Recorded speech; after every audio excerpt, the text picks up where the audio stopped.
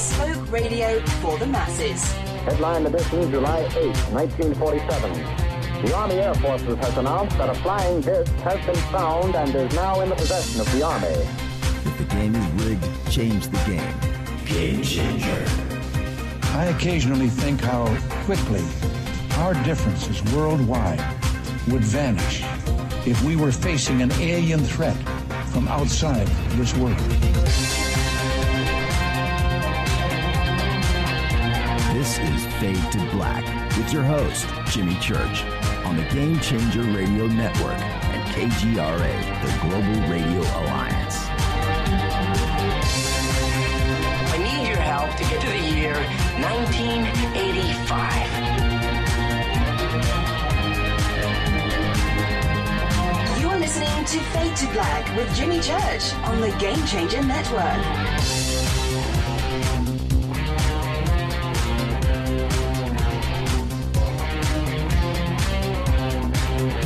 Well, Fade to Black, how you doing? How you doing? Fade to Black, bespoke radio for the masses. Yeah, man, today's Thursday, September 28th. 271 days into the new year. Just 94 days left. We are live from a bunker somewhere in downtown Burbank, California. And I would like to welcome everybody listening all around the world, all across the United States, hither and thither, to and fro, back and forth, up and down, east and west, north and south, far and near. This is Fade to Black. For KJCR, the Game Changer Network, and KGRA, the planet. I'm your host, Jimmy Church. What is cracking, everybody? How you doing? It's Thursday. Yeah, man. Which means, two things for sure. Jon Rappoport is here with his No More Fake Newsroom Live, so we got that going for us, right? And open lines all night long, my favorite night of the week. So I get to talk to all of you. So let's do this. Now, the call-in numbers are 323-825-5045 or 323-275-9695. Write it down, take a picture. You know what to do. Post it. A Post-it note with the two phone numbers should be right there. Right there. On the front of your smartphone, put a Post-it note. That would be cool. Yeah. All right, so let's do that tonight. Open lines all night long. Now, I'm going to set things up, but first things first. Tonight is another Fadernight. Jon Rappoport's going to be here with his No More Fake Newsroom Live. And some trippy things that I want to talk about tonight. And hopefully, I'm sending out the synchronicities out there. The synchronicities. There's things going on right now. I'm going to address all of that in just a bit. Okay. Follow us on Twitter at JChurchRadio. It's that simple. At JChurchRadio. On Thursday nights, with the chat rooms on KGRA and Spreaker going bananas, we have that. And we have Twitter. Now, with Twitter, the hashtag that we use. Now, you have to understand, and especially if you're new to Twitter, listen to me right now. We have a huge audience, and you hear me talking about Twitter all the time. So listen to me. Hashtag, this is Twitter 101. Hashtag blah, blah, blah, blah, blah, right? Hashtag chocolate ice cream is not what you think it is, okay? Yeah, you can go to Twitter, you can go to the homepage, you can see what hashtags are trending, right? Hashtag Kobe Bryant, hashtag LeBron James, hashtag whatever, right? Okay. Or you can do what we do with Twitter. We use TweetDeck. Now, with TweetDeck, you can follow a hashtag. All right. Now, I didn't create this. The Fadernauts did. You guys did all. I never heard of TweetDeck until you guys told me about it, and you guys created your own little world. TweetDeck. So, hashtag F2B. That stands for Fade to Black. Hashtag F2B. You get TweetDeck. You plug that hashtag in at the top, right? It just loads, and you can, boom, right there. Hashtag F2B. Now, everything with the hashtag F2B, Fade to Black, which is our sandbox, now has a complete messaging system right there in front of you. Loads automatically. You don't have to do anything. It's that simple. Now, that is in front of me during the show. There's another hashtag F2BQ, Fade to Black questions. Any questions or comments you want me to see directly into the studio, anything that you have to say, right, pops up right there. And now we have real communication. And it's never been like this before. And all of the other talk shows out there, terrestrial, internet, whatever, right? No, they don't. You guys created this. And so I am able to, everybody's got chat rooms. I get that. And there's reasons why chat rooms are cool. And I understand that too. That's why the chat room is right in front of me. Hi, Catalina. Catalina just said, no chemtrails, that is. What is that? Is that something from the Beverly Hillbillies? What does that mean? Anyway, I've got that right in front of me. I've got Twitter right in front of me. So hang out with us. So many thousands of tweets go down every single day on this show. And you hear me talking about it. Hashtag F2B. TweetDeck, do it, and then you can experience it. How many nights a week do I get to enjoy somebody new in TweetDeck that says, I'm here for the first time? This is cool. I didn't know. Wow, this is Twitter? I didn't know. I didn't want to, I got a Twitter account for this because I heard about it on the show, and now I'm here, and I'm looking, and it's wonderful. So if you are listening to me right now and you're procrastinating and just won't go and do it, go and get a Twitter account and come and hang out with us. It's fun. It's cool, right? Ask anybody that is in here, hundreds and hundreds of people right now, okay? What's funny, and we do this so much now, when I'm over at Coast to Coast, I announce all of this over on Coast. And I would say the majority, and Coast has millions of listeners, and it's great and it's cool. The Coast audience doesn't quite get. They're not used to this. They're not. They don't believe that I'm really on Twitter. They don't believe that I'm really answering questions. They don't believe that I'm really typing.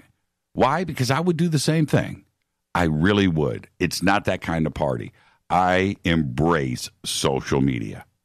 Okay? All right. So that being said, follow us on Twitter at JChurchRadio. Okay? Facebook, YouTube, everything is over at JimmyChurchRadio.com. Please go follow, like, and subscribe. Any questions or comments during the show? Of course, there's an email, Jimmy at JimmyChurchRadio.com. Somebody just emailed. Bunker cam not. Oh, that's from Renee. Sorry about that, Renee. And bunker cam not working. No, the bunker cam was working. I didn't hit the on-air button. Okay, that's all that was. No technical difficulties there, right? Okay. All right. Breaking news right now, right before the show, it was announced today. Everyone, and of course, the Fadernight family and the family of Steve and Tyler are very concerned because the Aerosmith singer, after an unspecified health issue that prompted the band to abruptly cancel the remainder of their South American tour, while Steve and Tyler raced back to the United States to get treatment. There's been no further word on his condition right now, but we're told by a source close to the band that he suffered a seizure after their show in Sao Paulo in Brazil this past Monday night. Now, it's not clear what caused this seizure, and if Tyler received a diagnosis before flying back to the States. He tweeted out today, It's not life-threatening, but health is something that you can't. So anyway, there you go. A seizure right after a concert. Oh, man. 69 years old, too, right? Okay. Don't forget to subscribe to our podcast. Over 700 archive shows. Click on the podcast banner over at jimmychurchradio.com. $2 a month. All platforms. Everything that you need is right there. Also, become a member in our membership section on the website. That's it. You can become an official Fadernight and just click, go, and do it. Right now, you can go for free. When you're free, you get the bunker cam on Thursday nights. You get an email to me. You can go right down the list, whatever is your flavor, okay? But you can go all the way to Game Changer. Full year subscription, shirt, autographed hat. The hats are not for sale. The hats, which are really, really cool. I'm looking around the bunker right now if I've got one. The hats are really cool. Embroidered, fade to black hats, not for sale. Can't get it. Get email all the time. What do I have to do to get a hat, man? What do I have to do? I'll do anything. You know what? You can't do anything. The only thing possible is a Game Changer membership. So there you go. Okay? All right. Downloadable archives, all that stuff. And all of our sponsors on the show, Life Change Tea, New Pharma, I want to speak about them first. I have been battling allergies for the last week. And I thought I was getting a cold, battling allergies. I'm so much better now. And the only thing that kept me on my feet, especially this weekend over at Coast, working until 2, 3, 4 o'clock in the morning and, little sleep and working 6, 7 days in a row, was all of the supplements that I take and Life Change Tea that I drink. I'm telling you right now, boom. Bottles that I take all day long. Drops. They taste great. Vitamin C, pine bark, moringa, right? New Pharma. Oh, it's on the other side. New Pharma. Oh, the foundation. GNU Pharma. Everything that you need are over on the banners at jimmychurchradio.com. And that combined with not only New Pharma, Life Change Tea, and all of the supplements that I am taking from both companies, they're the best. River Moon Coffee, because I washed down all of those healthy supplements with a good shot of caffeine. Support the show. I'm 53 years old. I feel great. I feel amazing. I don't look that good, but inside, I'm glowing. And I have not felt like this in a long, long, long time. 5 years ago, 6 years ago, I was probably eating a lot of the wrong stuff, not taking my vitamins correctly, just on the wrong path, just unhealthy. And since for the last, 4 years where I've just decided to make changes, man, I feel great. I feel absolutely amazing. And I've never in my life been able to stay on a program. And this isn't a program to me. I don't look at it that way. It's stuff that tastes good, makes me feel great, and I'm happy. There you go, right? I'm telling you, Life Change Tea. Get the super tea and drink it. Drink it every day. Drink it after every meal. That's it. It's just amazing. And it tastes great, and it's thirst quenching. The first time you drink it, ice cold, and you're expecting it to be like medicinal or foul because it's healthy, right? Anything that's good for you tastes like crap. This tea is dangerous because it's really explosive on what it does to your body, and it tastes good. You just chug it. You chug this stuff. It's amazing. Thirst quenching. Okay. All right. See, I'm in a good mood tonight. It's Thursday night, open lines. And don't forget River Moon Coffee and Ancient Life Oil and Sacred Skulls and Studio Dome speakers. Starting next week, we have 2 new sponsors coming in, and I cannot wait to introduce the world to them. Let's get the show cracking. I got a lot to talk about tonight. Happy birthday to today. Naomi Watts is 49. Naomi Watts, I don't know who she is. Let me explain. She's a great actress. And every time I see her in something, I don't know who she is. And I turn to Rita, and I go, man, she's good. Who is that? It's Naomi Watts. Oh, really? I ask Rita. You should put it up in Twitter.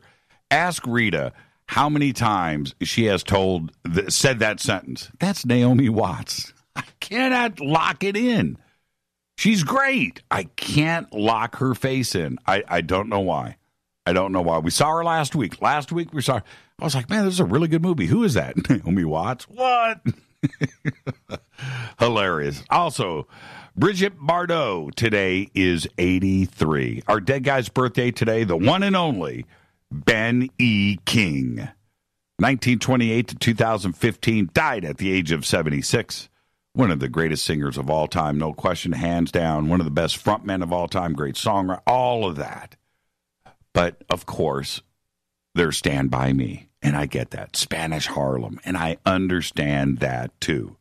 But with the Drifters, he had There Goes My Baby, This Magic Moment, and Save the Last Dance for Me. And pretty much, that is a career. That is a life well lived. Happy birthday, Ben E. King. Amazing. Remember that movie Stand By Me? And then MTV comes out, and suddenly Ben E. King is a rock star in 1982 or whatever that was. Hilarious. All right, on this day in history, OTD, 1918, a Liberty Loan Parade in Philadelphia prompts the huge outbreak of the flu epidemic in Philadelphia. And that was the beginning of the deaths of 30 million people worldwide. By the time the epidemic ended, right? And all of the soldiers, it's kind of dying out in the United States. We sent 200,000 soldiers over to Europe to fight in World War I. They took the flu with them and took down the world. Think about that. More people died from the flu in the flu epidemic than all of World War I. And that's nuts to think about. And the flu, this is the thing, that version of the flu, most people, after getting it, died in 3 days. Hemorrhaging from the nose, the lungs, and then just died. Crazy, right? All right, Fader fact. Here's another one for you. This is Fader fact. 99% of the microbes inside of you right now in your body are unknown to science. That's a Fader fact. All right, tonight's another Fader night with Jon Rappoport in his No More Fake Newsroom Live. The call-in numbers are 323-825-5045 or 323-275-9695. And I'm watching now. Phone lines are lit up. I'm not opening up the phone lines for another 40 minutes, so everybody just relax. When I say the phone lines are open, and I know your calls are important, and I see them lighting up, but I'm not opening them up. All right. This morning, Rita and I had to go to a funeral, right, this morning. And while driving, to a funeral and driving back, you think, and Rita and I are talking, about things, and I'm looking out the window, and the windshield, right? It's the windshield. It kind of tripped me out, and the window to my left, in the door, the windows that protect you, right? They protect you from the wind, from the outside. They protect you from a lot of the temperatures, the rain, whatever. They protect you. And the trippy thing that started to go through my mind as I was driving is this. There is a world out there, right? There's a world. And as you drive, there's, you have, now you're in a cocoon. Now my world is not the world that I'm driving through right now and driving past right now. My world is in this cocoon with Rita and I. And that's our world, right? And it's a trippy thought when you think about it. And so I had the window down for a little bit, and I was just thinking, now I'm letting the world in, right? I can hear things. I can smell things. I can feel, I can feel the heat from the sun. Now the world is now part of our world. It's a trippy thought. There are people that go around all day looking through the window at the world, in their car, in their home, whatever. But they're looking through the window at the world and not connecting with the world out there for whatever reason. But out there is everything. Everything is going on. But people choose to stay on the other side of the glass and just not participate. And whatever happened to them that forces them to not want to open the door and walk out or open the window and or participate in the world, I don't know what that is. But people are safe there. And I was talking about this the other day on the show, which is I don't know what it's like to go through life not questioning things or wondering about things, and you just live your little sheltered thing, and that's what you do. And you get up in the morning, you go do your thing, you come home at night, and you go to bed, and you wake up the next day, and you're not questioning anything, you're not wondering, you're not worried, you're not doing anything. You're just on that thing. And the vast majority of everything out there does just that. They don't question. They don't care. You want to talk to them about ghosts or UFOs or the New World Order or conspiracies or anything. They're not, whatever, man. You know, they're just, they look at you with a blank stare. What? Why would I care about that? What? Why would I care? I don't care about that. You know what I care about? I care about doing my job. I care about getting home on time so I can watch the news, eat my dinner, watch a couple of sitcoms, and go to bed and get up the next day. It's safe. And that's it, right? They don't go on the other side of the glass. There's a world out there, but they don't care. They don't know about Egypt. They don't never heard of Göbekli Tepe, never heard of Puma Punku, right? They don't know, and they don't care. It's a very strange concept, which as I started to think about the ability to roll up a window and block out the world is very simple for somebody to do. And to build a wall, right? To build a wall, to build a fence around your house, to build a wall so you can't, so your neighbors, can't see you, right? What are you doing? You're not protecting yourself. What you are doing is closing yourself in. You're building your own prison cell. Think about that. That's what you're doing. It's the exact opposite. And so tonight, right before the show, I was catching up on the new series that's out, which I recommend to everybody, called Manhunt, Unabomber. Go check it out. So I'm like 7 episodes in, and it's great and so forth. It's really good. And it's revealed in the show that the Unabomber went through the MK Ultra program while at Harvard. And I was like, holy crap, wait a minute. Now think about this. This is somebody that closed off the world, went and lived in a cabin, right? In Montana, by himself. No telephone, nothing, no electricity, nothing. Disconnected from the world, closed himself off, was not concerned about anything that is going on out there. Certainly, early on was questioning a lot of different things, technology and his manifesto. But that's like a byproduct. And when this popped up today, he went through the MK Ultra program, and I just went, what? Wait a minute here. Why isn't this like the biggest news ever? I went through the Unabomber search. I went through all of that like the rest of the country. I followed it like everybody else did. But that certainly wasn't talked about, was it? Right? Ted Kaczynski, 16-year-old undergrad at Harvard, went through MK Ultra. Now, I remember hearing about this a couple of years ago, and I don't know why I didn't follow up on it. Now, I'm not saying anything about Ted and what he did and bombs and injuring 23 people and killing 3, and there's no excuse for any of that, what he did. But the fact that he went through MK Ultra at Harvard at the age of 16, that is a story. That's a story. I don't understand that.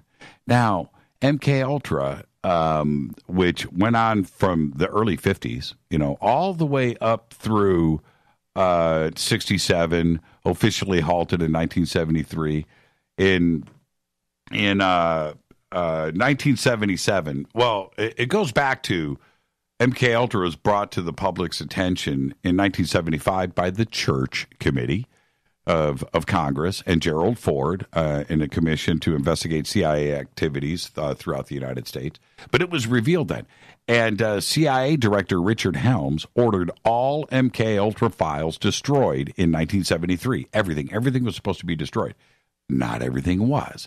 And when Frank Church of Idaho gets wind of things and brings this public, everything hit the fan. That there could be a secret mind control program on unsuspecting participants like Ted Kaczynski. And he didn't know.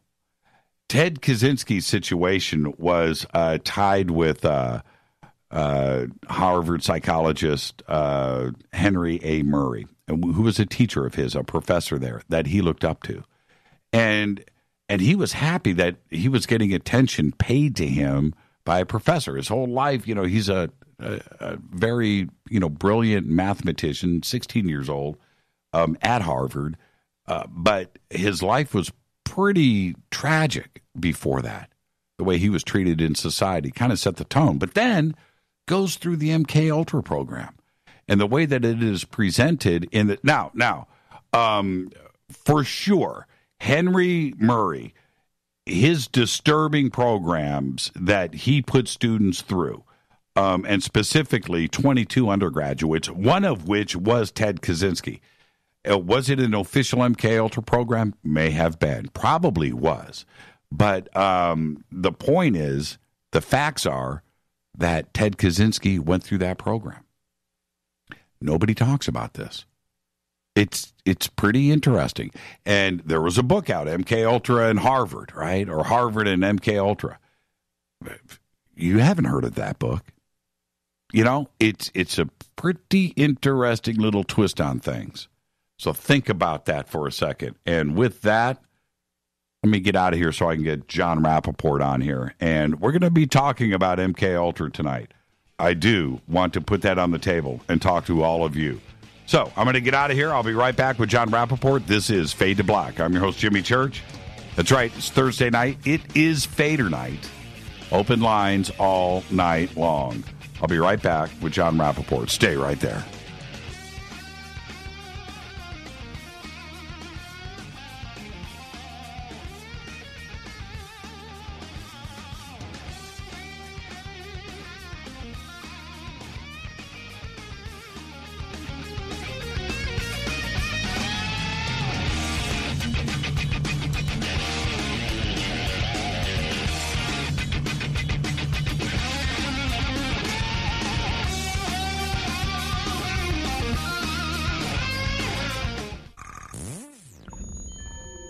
You're listening to Jimmy Church, Fade to Black.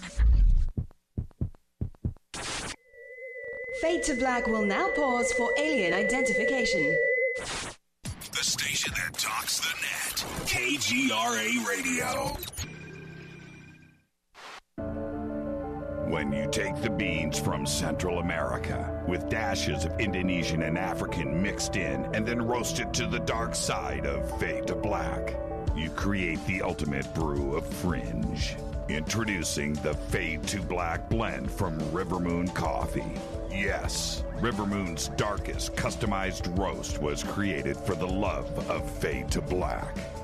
The alchemy of masterful roasting and smoking the beans is in every sip of this full-bodied, dark Java. I need my coffee dark, deep, with distinct bittersweet chocolate highlights. just like the bunker. Leaning further into the darkness of the roast is Fade to Black Blend from River Moon Coffee.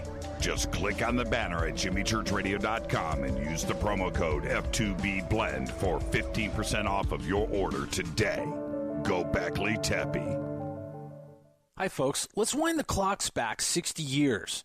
Food was different.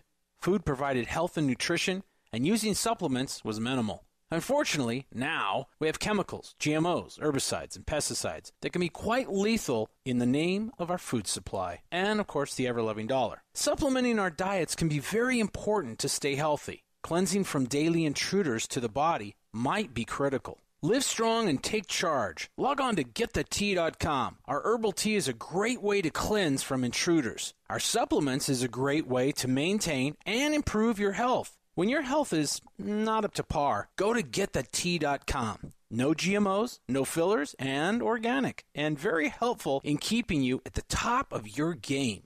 Life is too short to feel, you know what I mean. Stay in the game, at the top of your game with GetTheTea.com. That's GetTheTea.com. Again, GetTheTea.com.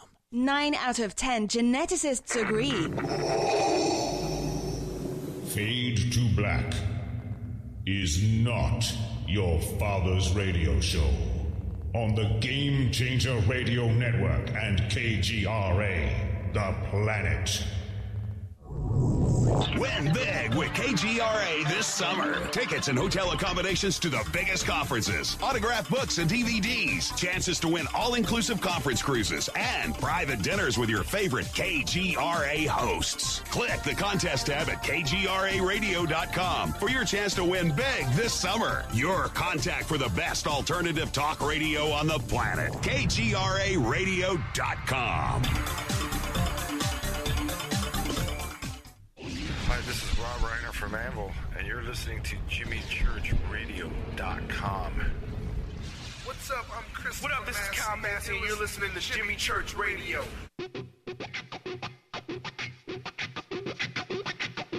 And now, coming to you from the No More Fake newsroom in deep space, which is the space that we suspect to be true, that the world, as it is fed to us every single day by the Ministry of Truth, is a lie, a false reality, a movie projected on the screen of our subconscious.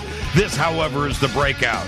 All the screens crash, they all go down, and we see the light of day. A new day. No more robots.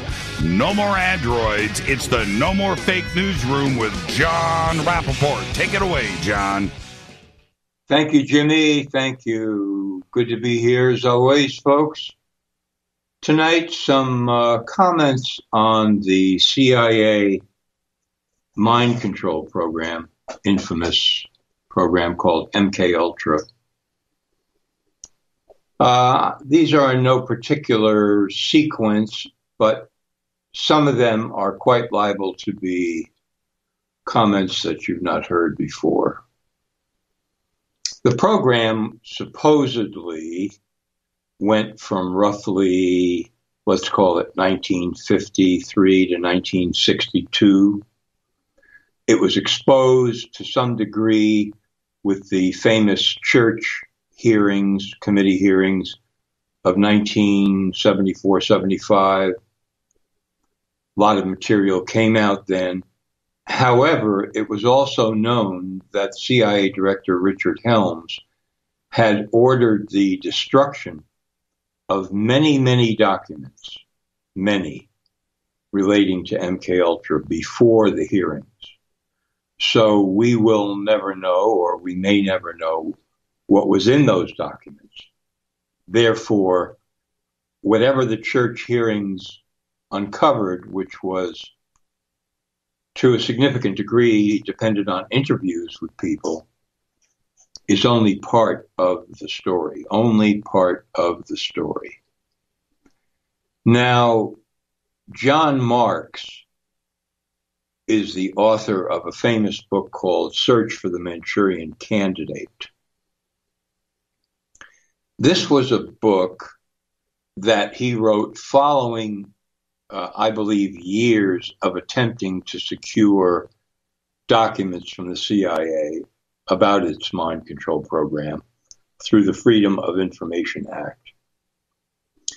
I spoke with John Marks many years ago, and this is what he told me. He said finally they sent him, almost as a joke, a bunch of financial documents relating to MKUltra. As if, well, try to put this together, John. But through meticulous analysis of these documents, Marks was able to piece together certain things about MKUltra, which led him to further research and further names of people.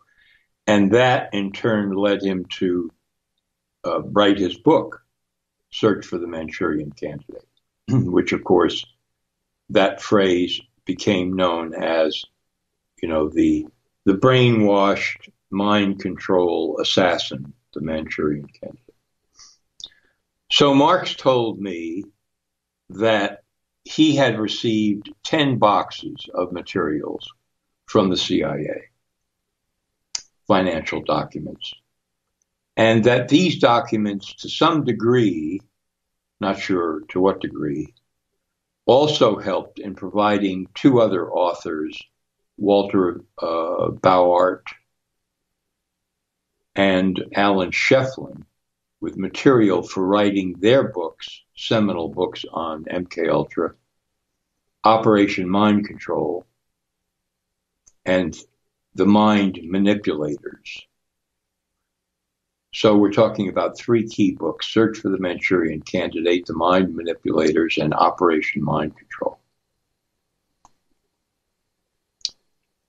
After Marks wrote his book, he went back to the CIA and tried to get more documents.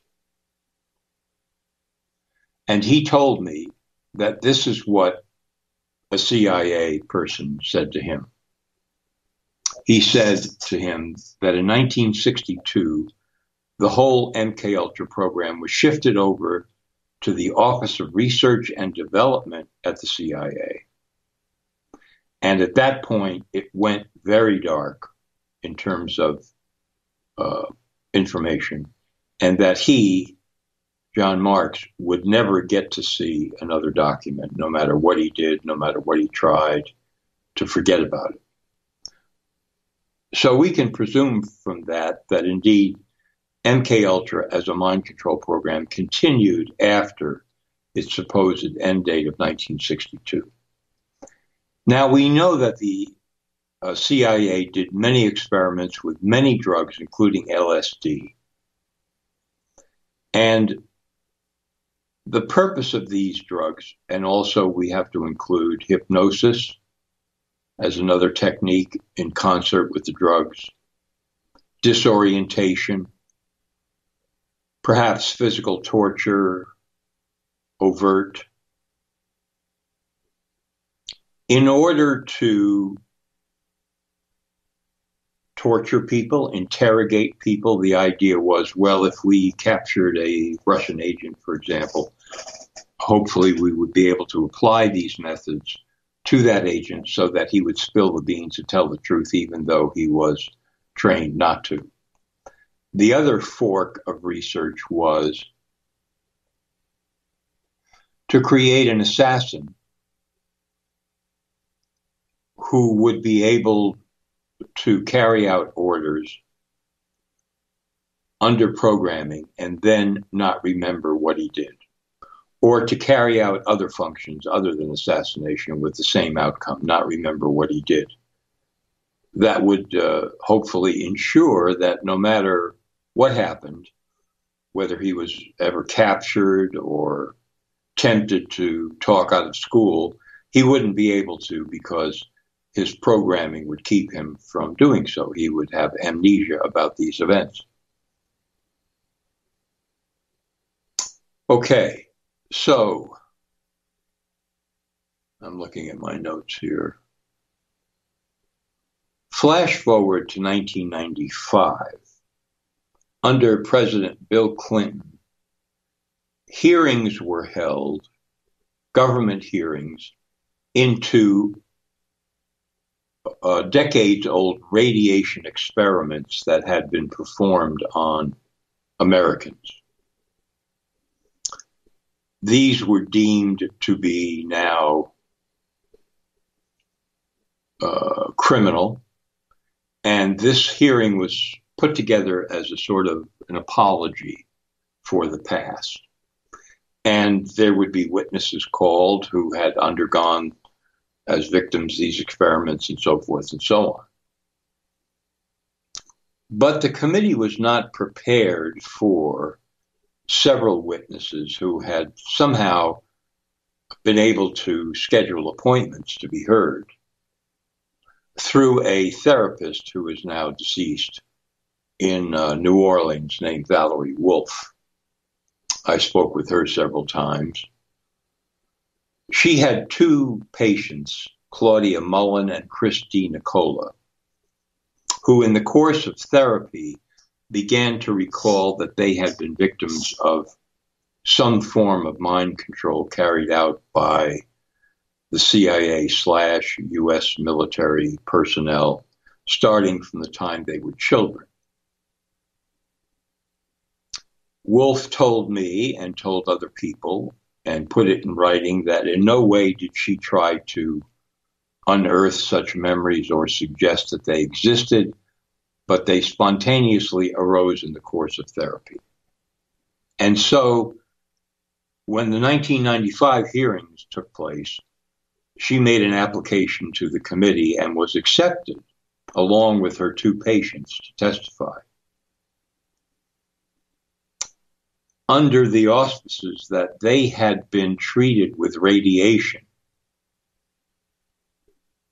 But what the committee did not know was that these two patients considered that this was part of a wider ranging program of mind control, that the radiation was not simply to test for what levels and dosages would produce cancer, et cetera, which was the avowed purpose of the decades-old radiation experiments. No, in their case, they were utilized as part of torture in a mind control program.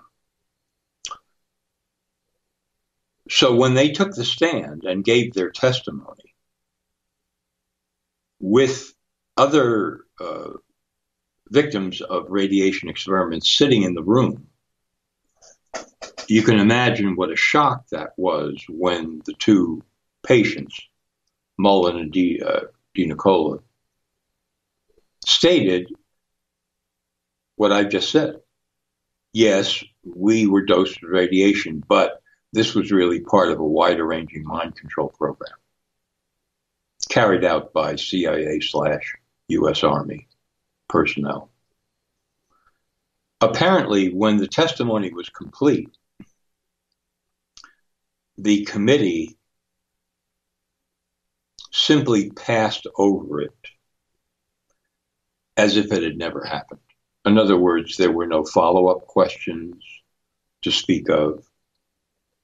You would think that this would cause some kind of an explosion in the committee room and suddenly, everything would have shifted, but no. From what I've been told, this was definitely not the case. However, as Christy Nicola and Claudia Mullen left the room, they were greeted by some of these other victims of radiation experiments who said to them, according to Valerie Wolf, "We were part of the same program that you were talking about. And thank God you testified to that effect when we didn't." Well, of course, this has been buried by the mainstream press. And so it seems to many people as if, how could this have happened? This is impossible. And how could, a committee hearing have been held and these revelations surfaced and so on. But there was the committee and there were the hearings. And these two women, as well as their therapist, Valerie Wolf, did in fact testify. Valerie also submitted text documents to the committee separately in which she described connections that she had made to other therapists around the country who informed her off the record, no names of these other therapists, that they too had treated patients who had been part of such a mind control program. So she, Valerie, was not the only one. Quite incredible. What are we to think of some of this? Let me give you another tidbit here before I cover that. In Lexington, Kentucky, there was a drug rehabilitation facility called the Farm. And the doctor in charge was a CIA either employee or asset named Harris Isbell. And a number of jazz musicians, American jazz musicians, who were drug addicts, went to the Farm because this was a choice given them at sentencing hearings in New York. And there it was discovered that there was a whole other program going on. Isbell had been sent a number of drugs to use in experiments to test their effects, which presumably were also part of MKULTRA. And the jazz musicians were told that if they were willing to participate in these experiments, that afterwards they would then be given supplies of the drug of their choice, presumably the drugs that they had become addicted to, like heroin, as a reward. So much for rehabilitation. And some of these experiments, the descriptions are horrendous, such as being tied down on a table, being administered LSD for perhaps 50 days in a row. So that's another, and this is on the record. I mean, you can look this up and read about it. So this is another little branch on the tree of MKUltra.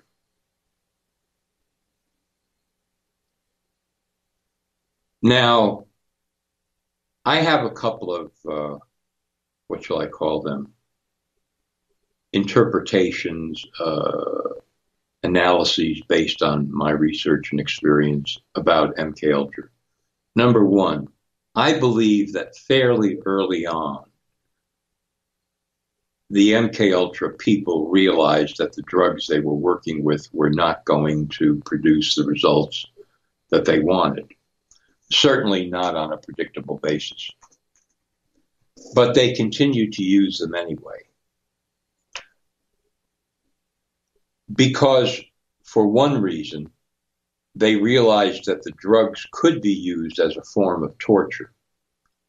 If an enemy agent, for example, were captured.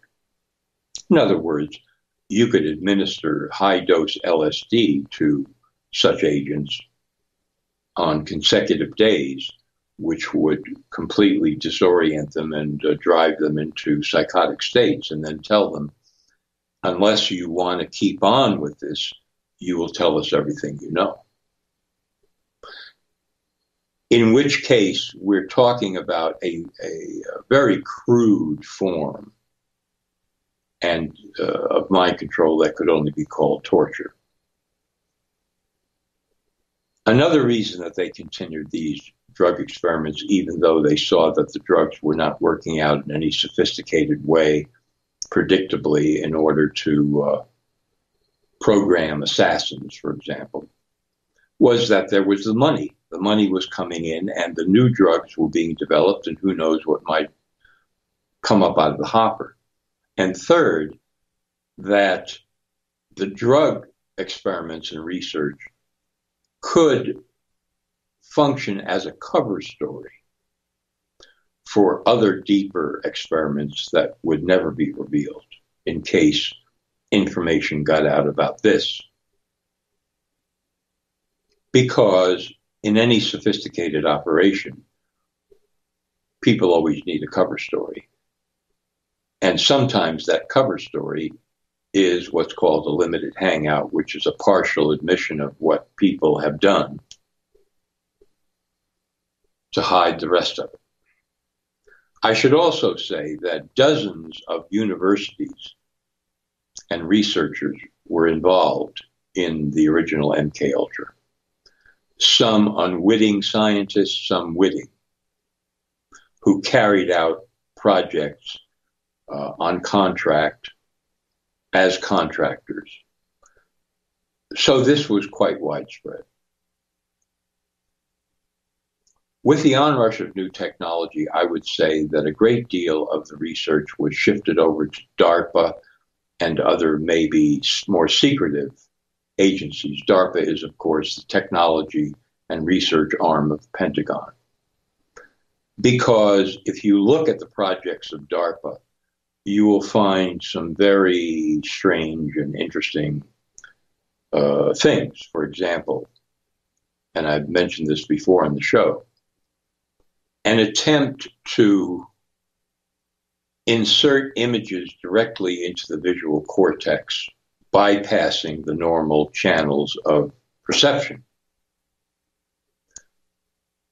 Well, if that technology were developed far enough, you could then present a person with virtual reality that would stand in for the reality that we all experience every day. That certainly would be a form of mind control, because in that case, you are planting a wraparound 360 impression, vivid, of reality to a human being. And the opportunities, I mean, that is itself a form of programming, and who knows what could be developed out of that. So you see how far the research has come from, say, crude drugs. Then, of course, you have all the electromagnetic, microwave, et cetera, kinds of research in which there are attempts to mimic certain actions of the brain, implant messages,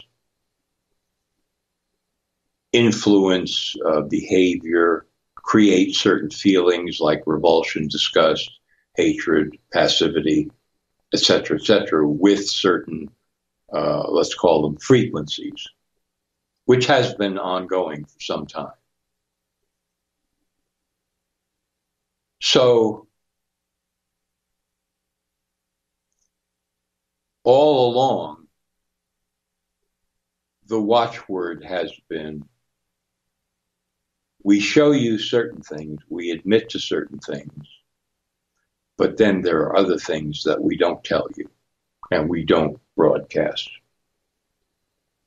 Other aspects of the research that are not in any way released to the press or trumpeted or leaked.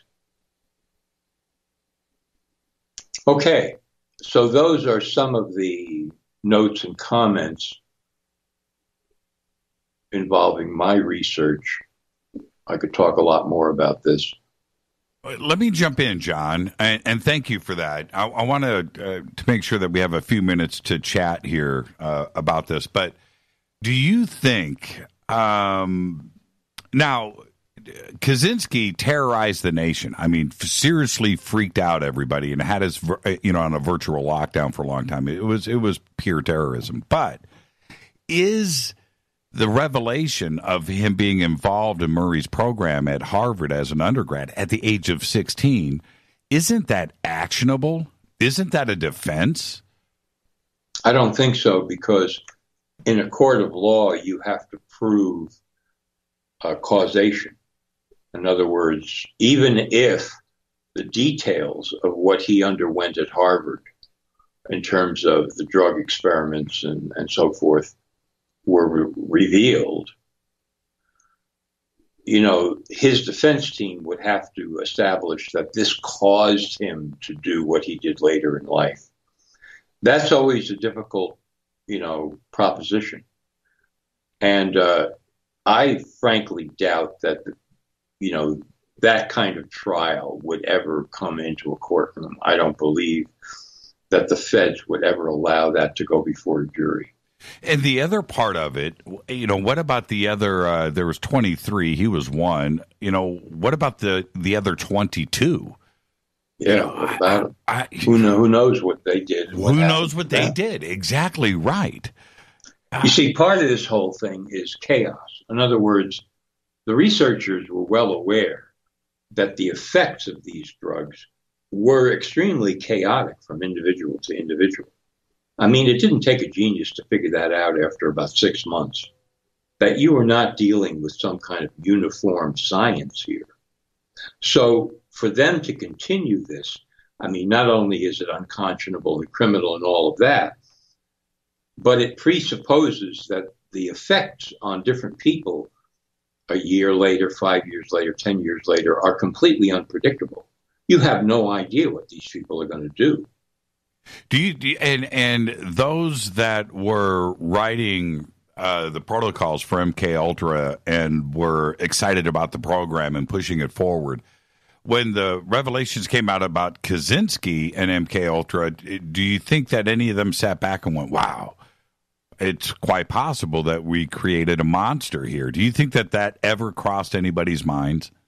Sure, I do, especially some of the outside contractors that were not, inside Langley, but were working at universities on similar projects, who would say, "Oh my God, so this is what that was all about, and look I wonder what happened to Fred." Right. That kind of thing. You bet. But they're not talking about it. No, and why is it that this connection? I mean, yeah, there was a book written about it, Harvard and MK Ultra. I think that was the title. But it wasn't like I knew about it.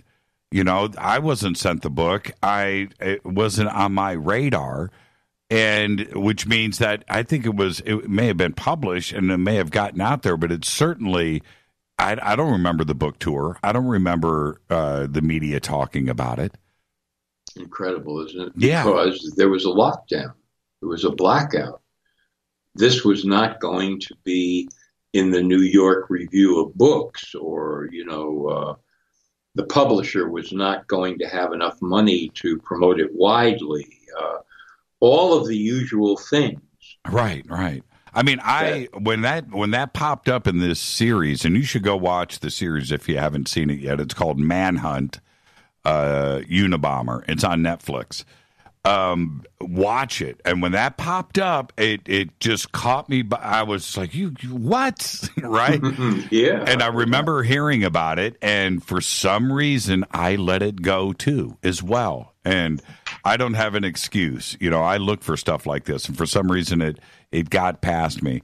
Thank you so much, John. You're one of the best. I was just watching everybody's comments throughout your speaking tonight, and tonight was one for the ages. Thank you so much. Thank you, Jimmy.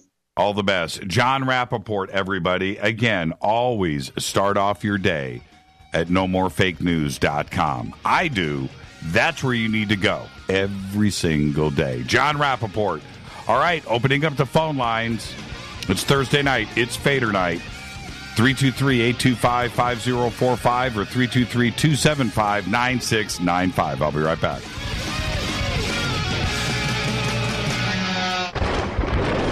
This is Fade to Black with Jimmy Church on the Game Changer Radio Network and KGRA, the Global Radio Alliance. This is KGRA Digital Broadcasting Station. Salt Lake City, Utah. Van Buren, Arkansas. You're listening to my main man, Jimmy Church, on jimmychurchradio.com. Hi, this is Ray Hobbs here, repping the planet, and you're listening to my good friend, Jimmy Church, Fade to Black, on the Game Changer Network and the KGRA Digital Broadcast Station. This is Toby Kebbell. You're listening to jimmychurchradio.com. Don't hurt me, Jimmy. I'm only little. Hey, I'm Adrian Grenier. And this is Ari Gold. We're the Honey Brothers. Yes. We're of the Honey Brothers. Hey, I'm Adrian Grenier. And I'm Ari Gold. We're the Honey Brothers. And you're listening to Jimmy Church. The Revolution. Ancient Life Oil. Life-changing. The real oil. CBD is truly Ancient Life Oil from the source. This oil has no psychoactive effect and is also legal in all 50 states. When you're healthy, you're happy. The truth about this wonderful plant is that it wants to give back to mankind life, longevity, and happiness. Ancient Life Oil are golden grade, all organic, non-GMO, and infused with high-quality liquid coconut oil. It's simple. Just go to ancientlifeoil.com today. That's ancientlifeoil.com. The best, purest, organic, and non-GMO CBD in the world. Go Beckley Tappy. The statements made regarding these products have not been evaluated by the Food and Drug Administration. These products are not intended to diagnose, treat, cure, or prevent any disease. Please consult your healthcare professional about potential interactions or other possible complications before using any product. What's up, Fadernauts? Studio Dome loves Fade to Black and the F2B audience so much that they have put together the ultimate stereo Bluetooth system. They've done it just for you. Man, check this out. The Studio Dome SBB2 stereo system is here. It's featuring two Studio Boombox 2 SBB2 wireless Bluetooth speakers, packed in its own custom hardshell case. This Studio Dome system features the very latest in stereo Bluetooth technology. The two full-range boomboxes are in true wireless stereo. You've got to hear this. It's amazing. It's just $129 and use the promo code JCRTWS and you'll also get free shipping. It's simple. Just go to jimmychurchradio.com, click on the Studio Dome banner. Go Beckley Tappy. This is Micah Hanks of the Gralien Report, and you're listening to Jimmy Church on Fade to Black, across the globe on the Game Changer Radio Network and the one and only KGRA Radio, The Planet.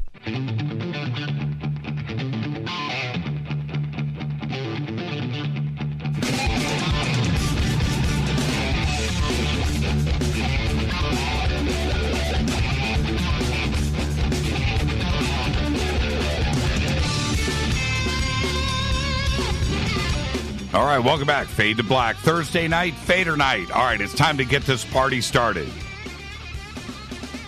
The call-in numbers are 323-825-5045. As that fills up, if you can't get through, 323-275-9695. You can call that number first, too. It does not matter.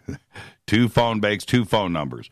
323-825-5045 or 323-275-9695.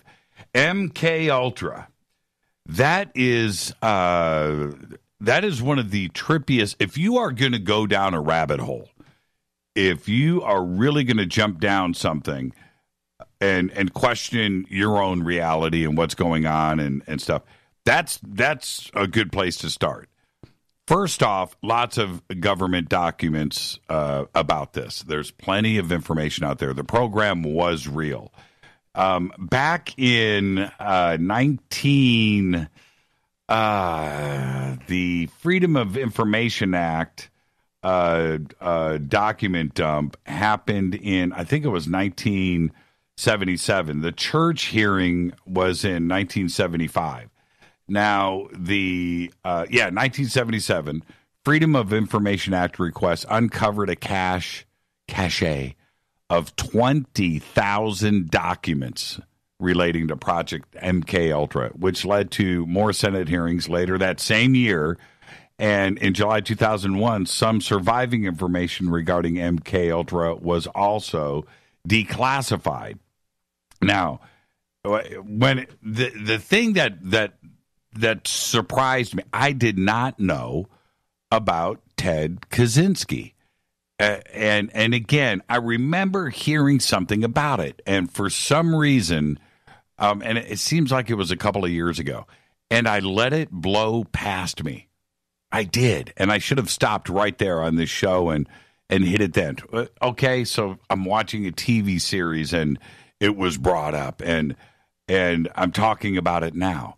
But all of this makes you wonder, all the way across the board. It just makes you wonder about other participants in the program and what happened to them, and if they went on to do some pretty crazy. You know what? Don't know. I do know about Ted Kaczynski. Now, what was the Harvard program and an official MK Ultra program with Dr. Murray? Don't know. I mean, on an official level, don't know. And I would love for any information out there that the Fadernauts can provide, anybody listening to this program, anything that you can provide, okay? So we're going to be talking about this tonight, and anything else. Everything is always on the table. Let's go to the phones. Hi, you're live on Fade to Black. You're up first. Who's calling? You're live. This is Ken from Irvine. Hey, Ken from Irvine. How are you? Jimmy. I'm fine, sir. Thank you for taking my call. How are you doing tonight? I'm doing great, man. It's Thursday night. It's Fadernight. Greatest night of the week. There you go. And tomorrow's Friday, and we're done. Yeah, you got that Jimmy, right. I wanted to ask. I'm sorry to interrupt. I said you got that right. Yeah, we do. So here's the thing. I mean, if Kaczynski was part of MK Ultra, I'm just wondering, with the spate of maniacs that we had, Dahmer and all the rest of them, how many of those can we put back on MK Ultra? Yeah, what's the trail backwards to that spate of mad dogs? Yeah, and Ken, there's another part to this too that you're bringing up. There is that, that's the obvious thing, those that were in the program, right? But there's another part to this story. The program was designed to be successful, mind control. They were not playing around. It was very serious stuff. Yeah, it was LSD. We know about that. But there were other chemicals involved. There was hypnosis involved, sensory deprivation, isolation, verbal abuse, probably electrodes and electricity being driven through. All kinds of severe stuff going on. And it was designed to work, right? That's the thing. This was not Sunday school, right? This was not Bible study. This was a very, very serious program. So we have that part of it. It was designed to succeed. Therefore, those participants in the program were changed. They were altered. There's no question about it, right? That's the crazy part. And this is, and then if you take it to today, you know that this is going on today under another name, another black project. Who knows who is involved, where they are getting the lab testing from? Who are those people? And it could be anybody, right? It could be anybody. Runaways, people on the street, homeless people that don't have a way to be missed, right? It could be any prisoners of war, right? Who knows what goes on in Guantanamo Bay? There you go. So, and they're determined bad. I mean, we're not talking about kids in somebody's basement. We're talking about very intelligent, very educated, very determined a group. So that's right. To succeed, two very bright people that have some very, very dark, sinister, of course, but effective plans. Right? Very effective things that are thought out in advance. Think about that. You're right. These are not kids in the basement, trying to do some Houdini stuff on you and hypnotize. It's not that kind of party. And it's really scary. And when you think about Harvard, it's Harvard. These are very smart people. And if they are involved in this and they are trying to figure out a way to control somebody's mind, that's exactly what they were doing. And here in the end, what do we have? We have a guy with 169 IQ that was a brilliant mathematician, that was an undergrad student at the age of 16. I'm talking about Ted Kaczynski, who went on to be one of the most successful terrorists ever. You arm somebody with that, you reprogram their mind, you torture this individual, right, very effectively, and he's got 169 IQ. He's going to outsmart everybody, which is exactly what he did until he got caught in 1995. Right? Yep. Oh, man. It's crazy thoughts. Okay, Jimmy. It's bound to be a good night. Thank you, sir. Yeah, thank you, Ken. Great phone call. Let's just stay right on the phones. Hi, you're live on Fade to Black. Who's calling? I dropped that call. Okay, let's try this one here. Hi, you're live on Fade to Black. Who's calling? This is Kevin from New Hampshire. Hey, Kevin from New Hampshire. Caller. How are you, man? I'm in a live cluster sighting out my backyard right now, bro. Oh, well, take pictures, man. What are you doing talking to me? Man, we cannot get a single camera to focus in on this. I got me, my wife, right, 2 kids, and we are literally witnessing it right now. It's happening right now. Oh, man. I so had another reason to call in, but this happened. Okay, what are you seeing? I knew I was going to get through, too. What are you seeing? Okay, so what it is at least 50 in one, I'm going to say, kind of a rectangle, but more of a rounded top cluster. And then they're fading. Lots of them spread out all across into another faded cluster, another cluster that's like half as many. And this one, I just got a wink too. And this one is like shaped kind of more like I'll say like a check, a chevron check, you know? Right. And then the rest are just kind of spread out throughout to the bottom of my tree, to the tree line. I mean, for all I know, they're still coming. I have no idea. What's this the has closest? Been going on for about an hour, man. What's the closest city? I'm going to tweet this out now and get people to go outside. What city? All right, I'm gonna go ahead and give it to you, man. Grafton, New Hampshire. Spell it. Grafton. Grafton, New Hampshire. Okay. All right. No, you got to get this out. Maybe somebody with a camera can go out and do something. Well, that's why I called you, because everything here, no phones are getting in, no nothing. I mean, literally, it's. I've had a lot of experiences, lifelong experiencer, but this right here is like the cat's meow. You know, I just told that my kid had a friend come over, and I had said, you know what, tonight's your night. We're going to have something. We came out, we seen this big old, I mean, it looked like a carrier flying through the sky. Had this weird sound to it, really muffled. So it went from the east to the west. It's about an inch wide with me stretching my hand out. Can't really tell you how high. I'm about 3,500 feet, I think, on the mountain here. Right. And it went east to west across, and we all sit here and all. And then literally the person who I literally was hoping would have a sighting sees this cluster coming up over the tree line. And I got the worst eyes of everybody, right? So, you know, I'm waiting, letting them have the experience as they come up to where I can actually really focus in with the binocs and stuff. And there's 100 things going on here. Now, I don't know what it is. I'm not going to be that guy. I have my own theories, but literally, man, I literally said I need to reach through, and I saw a shooting star bail west. So, I mean, I know it sounds what it sounds like, but I knew I was going to get through to you. I knew. I don't know, what am I, your second or third caller? Yeah, right. I knew it. I just knew it, man. And I was going to call you because last night, I'm always catching up. I'm one of them guys that always has to catch up. I listened to a couple of guys in a row there, and one of the guys that you had on there was doing the sacred geometry, right? You know, Randall there, right? And so I just started doodling by listening to what he was saying, and then I got with my business, and I came back and flipped on another. I'm disabled. I do a lot of listening to you in binges, so I come back in and I listened to another one, and then I got back to where Damon Berry. Okay, so I get to Damon Berry, and I go back, and I'm done with maturing, so to speak. I get to Damon Berry, and I just start doodling, right?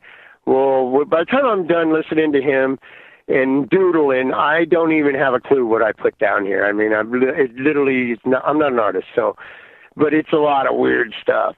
So that's what I was actually planning on calling in tonight for, and this was like prequel. And then this happened, and I'm like, have you ever had someone call in with a live action thing happening? It's happened. Yeah. Well, you have to remember how many. I thought I'd be the first on that. No. Hopefully somebody else is right now that's watching or listening and watching at the same time is getting it. Well, that's the beautiful thing about the show, because it is live. And we have the audience is always out there looking at the skies. I can't tell you how many of our audience is probably listening outside on the back porch, right? They've got the iPad going, hooked up to a little Bluetooth speaker, and they're kicking back on the patio looking at the stars.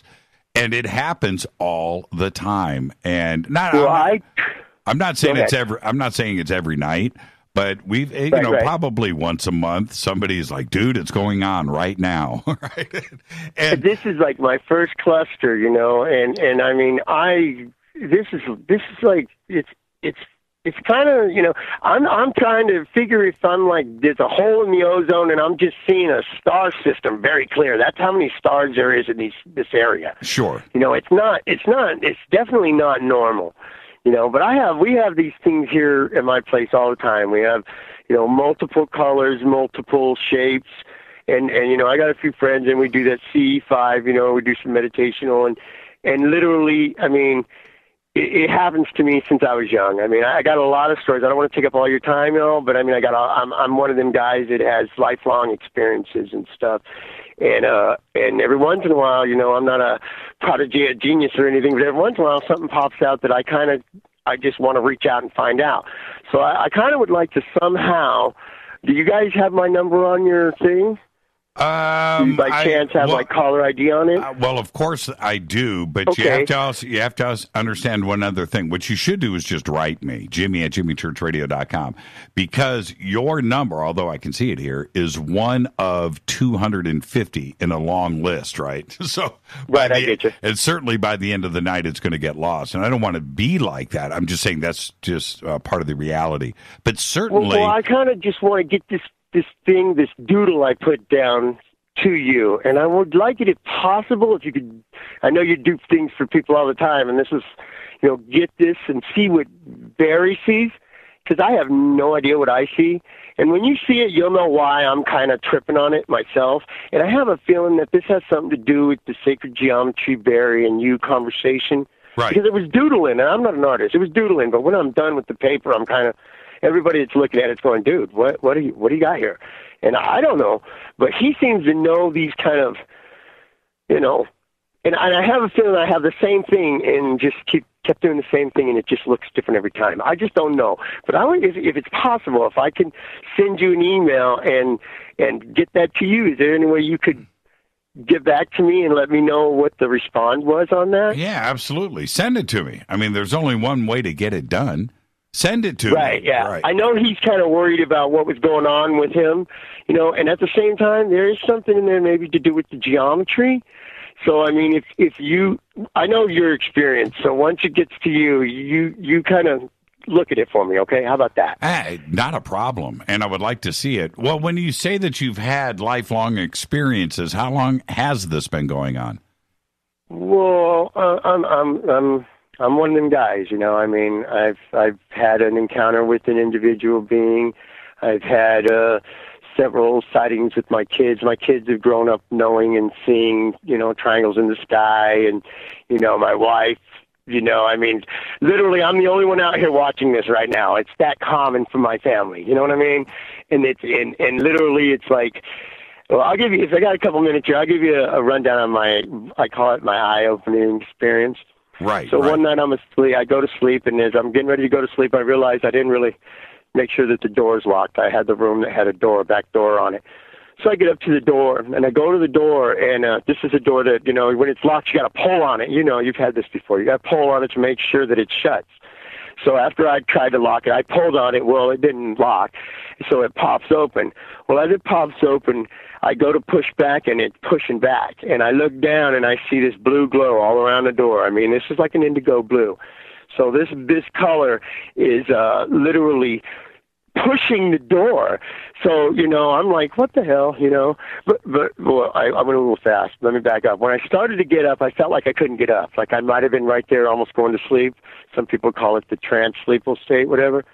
So I push myself through that, and then I get to the door, and I'm at this point. So now the door literally pushes me open. I back up. Standing before me, about belly button height, is this glowing indigo blue. Somebody else tells me the color is indigo blue because I'm kind of colorblind, so I'm just going with that. Being. Now this being had a larger head than his proportionate body, but not too much. But the glow that was coming from above was so bright I couldn't see his hands, his feet, the bottom of his mouth, his head. It seemed like kind of like I could see brain, like not necessarily like the shape of his brain maybe, but there was a weird shape to the skull cap. At the same time, as the eyes did kind of wrap a little. Now, here's the trippy thing. He didn't expect me to be there because literally he did not necessarily hands and feet jump to the side, but he did an visual emotional that was like, whoa. And he shot to the left of the door, and right there's like a rock that's like 4.5 feet in the air. And literally he shot to the left of the door. Boom, I'm out. I'm unconscious. But I wake up in a frantic. I need to get to my youngest kid's room and get the dog out of the room because the dog's going to tear him apart. Now, let me finish this story. So I get down to the room and throw the door open, and, this is a boxer, and this is a family pet. His head's hanging off the door. He's got one of the long tongues. It's almost touching the floor, Right. And my kid's sound asleep. So I literally know, whoa, and then it flashes on me everything going on.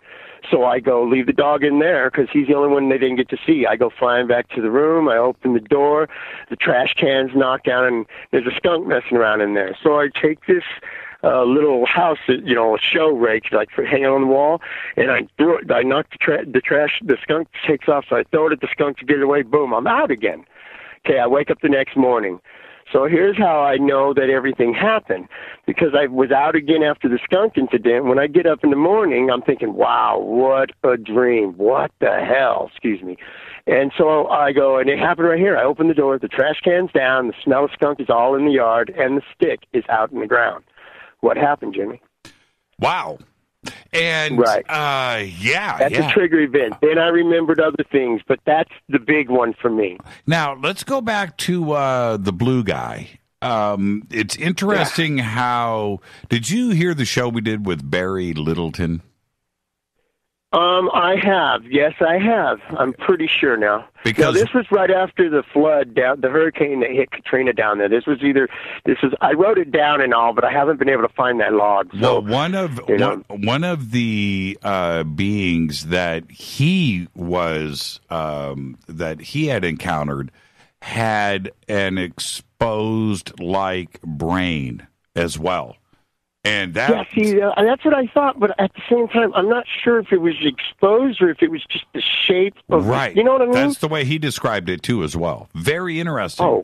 And so that's pretty cool. And I think also, for some reason, the color blue is coming to me. I think if you go to JimmyChurchRadio.com and you go and search Barry Littleton, right? You can just go and click on guest and search. And when you do that, on Barry's page, I think that there are some images there. If there isn't, you can go to Barry's website, and he's got some images there. You should go and look at that and see. I have looked for this guy, and in all the hundreds of pictures, drawings, none of them is him. Right. And another thing, I could not see his mouth, but I'm going to say my mind's eye, I feel like there was like several little like feeler things, like maybe like an insect mouth, but that's the only aspect to me that is like, I couldn't see it. It's like I say, it's a mind's eye thing. I just kind of feel like it wasn't a little mouth down there like you see in the movies and stuff. Right. It was little feelers, not pinchers, but feelers like. Wow. You get what I'm saying? Like a roach or whatever? I do. I'm sitting here picturing it. Yeah. When you go, the reason why I want you to go look at Barry's stuff, because if it does, it may help you remember. But I wanted to ask you, was he wearing any clothes? No, he was just... Now, I want to say that there was kind of, the camouflage, old school camouflage, it's kind of just different shades of wave. I want to say that kind of see that, but the bottom line is there's so much blue shining down. That's why I couldn't see the bottom of his mouth, his face. I couldn't tell you how many digits he had on his hands or feet. He was just encased in this brightness. Everything was. But I was looking down at him, and the only darkness from the light was on my side. So literally, the only reason I can say on the eyes is because I know that they were broader. You know, I'm not going to say they were on the side of the head. I'm not going to say they completely wrapped around. Right. But they weren't normal, obviously. And his head was a little longer, I'd say maybe. But I literally, man, I've looked inside myself so much to try to figure out, because the only thing I have gotten so far is, you know, feelers for a mouth. Like, not feelers, but, you know, filter feelers. You know, shrimp, filter feelers type. Has he been? That's all I can get so far. Has he been back? I would guarantee. I mean, I have not too long ago. I'll throw another one out there. This one's even short and quicker because I know you got tons of people wanting to be there. But not too long ago, I woke up and just got up and walked around the bed, and all the lights were out. And I went to turn the light bulb on. There was no light. So, you know, I couldn't figure that out. There was no bulb. So then I reached for my old lady on the side of the bed there, and I couldn't find her, right? Now, it's pitch black. Excuse me, I'm getting a little anxiety here because this is a stressful one. So this, all of a sudden, this emotion comes over me. Fight or flight, you know, that kind of feeling. And fear took over, and I just started screaming. And I wake up sleeping in the bed next to my wife, and I'm screaming at the back of her head, and she doesn't wake up. And then I just get up, and I'm like, my TV, my light's still on, and I get up, and I'm thinking to myself, you know, must have been a dream. Even the screaming part must have been a dream. So I get up, I walk around the house, and I am afraid to look out my windows. And literally, anything on 2 feet, I got Sasquatch stories. I mean, literally, I'm one of those guys. And literally, I don't really fear anything. Oh, I got all kinds of jets coming in right now. I don't know if your watchers are looking up, but there's a few jets coming in right now. Yeah. These things are still in the sky, by the way, too. So let me finish this and let you get on with your thing. So literally, I was back in bed again, asleep, and I wake up the next day, and I feel, you know, like you got punked, so to speak, in front of your girl or whatever. Right. I woke up with that kind of feeling. I feel like I failed somehow on manliness or whatever. And literally it was like a dream, I guess. That's unbelievable. So, I mean, and literally my kids, it's man, I'm one of those families, you know. I mean, I hate to sound like that guy and all, but literally I've been writing stories. You could interview my kids, my wife. I mean, it's my family has thought I was crazy and stuff, but it's like, you know, my whole life has been like this. So, well, what you should do, Kevin, is next Thursday night, call back in. I want to hear the Sasquatch story, and you know everybody else does. So why don't you do that? Also, I've got it out there in social media right now, and I'll see if we can get some other witnesses to what's going on over Grafton. Oh, I just wish there's some video of it. That would be so great. I know, right? But I love what you do, man. I'm actually from California. I'm from Fontana, so, you know, I've been out here for 20-something years, and literally, you know, you're getting it out there, and that's the only reason that I called. Thank you so much, Kevin. Let me tell you real quick before I go Kevin, I notified UFON, and I talked to somebody high up, and they kind of gave me the impression they thought I was crazy. I know With how my wife it goes. and everybody right there. But listen, I got to take a network break right here, so I do have to That's what I thought, brother. I have to say goodnight. But go and see if you can get some pictures, and right I'll see on, what brother. I can do. You guys be good. Thank you so much, Kevin. Live right now in New Hampshire, we got a sighting going on up in Grafton. Everybody go outside. All right? I'll talk to you. This is Fade to Black. I'm your host, Jimmy Church. I'll be right back.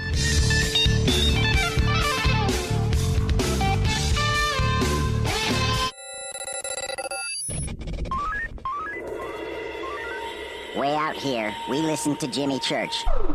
You're listening to Fade to Black. Always on the edge of the hottest alternative talk. Jimmy Church with Fade to Black. KGRARadio.com. ¿Qué tal, mis amigos? Yo soy Mario Carson, el tiburón, y los invito para que escuchen a mi buen amigo Jimmy Church Radio. ¡Claro Hello, Fadernauts. This is Jimmy Church, and I'm introducing New Pharma, a company whose products are based on science. Human function based on the endocannabinoid system, or ECS. New Pharma firmly believes in this science, and their research indicates that support of the ECS provides the beneficial effects for a healthy lifestyle. New Pharma's science includes relief capsules for pain relief, sleep capsules, which are natural support for occasional sleeplessness. Foundation is support for your ECS, and Fit capsules support your active lifestyle. Just click on the banner at jimmychurchradio.com and use the promo code F2B for a 33% discount on all of their products. Or visit newpharma.com for all of the knowledge on the science. That's GNUpharma.com. Go Beckley Tappy. Hi, I'm Matt Ray for U.S. Gold Bureau. I cover the market daily. No matter how strong it gets or what long-term predictions say, you can count on one thing as certain. There will be another crash. It will affect your assets. And when it happens, wouldn't you rather be 2 weeks or even 2 months ahead of the curve? Well, Wall Street insiders have been quietly converting their assets into gold for the last few years. Now it's your turn. Buying gold and silver is easier than buying stocks. With the U.S. Gold Bureau's Investor Guide, it's free, and you learn how to buy precious metals in or out of an IRA or 401k retirement plan. Your investment's shipped directly to your home and is 100% insured and guaranteed. You control your investments and shelter them against the stock market, politics, and unknown threats. Act while your dollar is still worth something. Call U.S. Gold Bureau, 800-885-GOLD. U.S. Gold Bureau, 800-885-GOLD, 800-885-GOLD. Call today. You listen to us, and we listen to you. And so does the CIA. KGRAradio.com.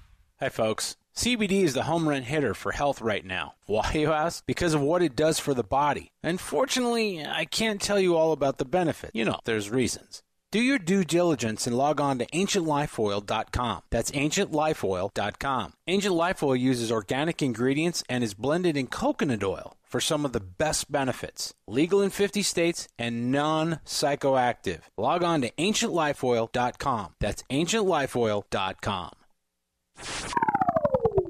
You are listening to Fade to Black with Jimmy Church on the Game Changer Network. Oi, oi, I'm Reese Evans. You're listening to Jimmy Church. This is Revolution. The revolution will not be televised. The revolution is on radio. Ciao.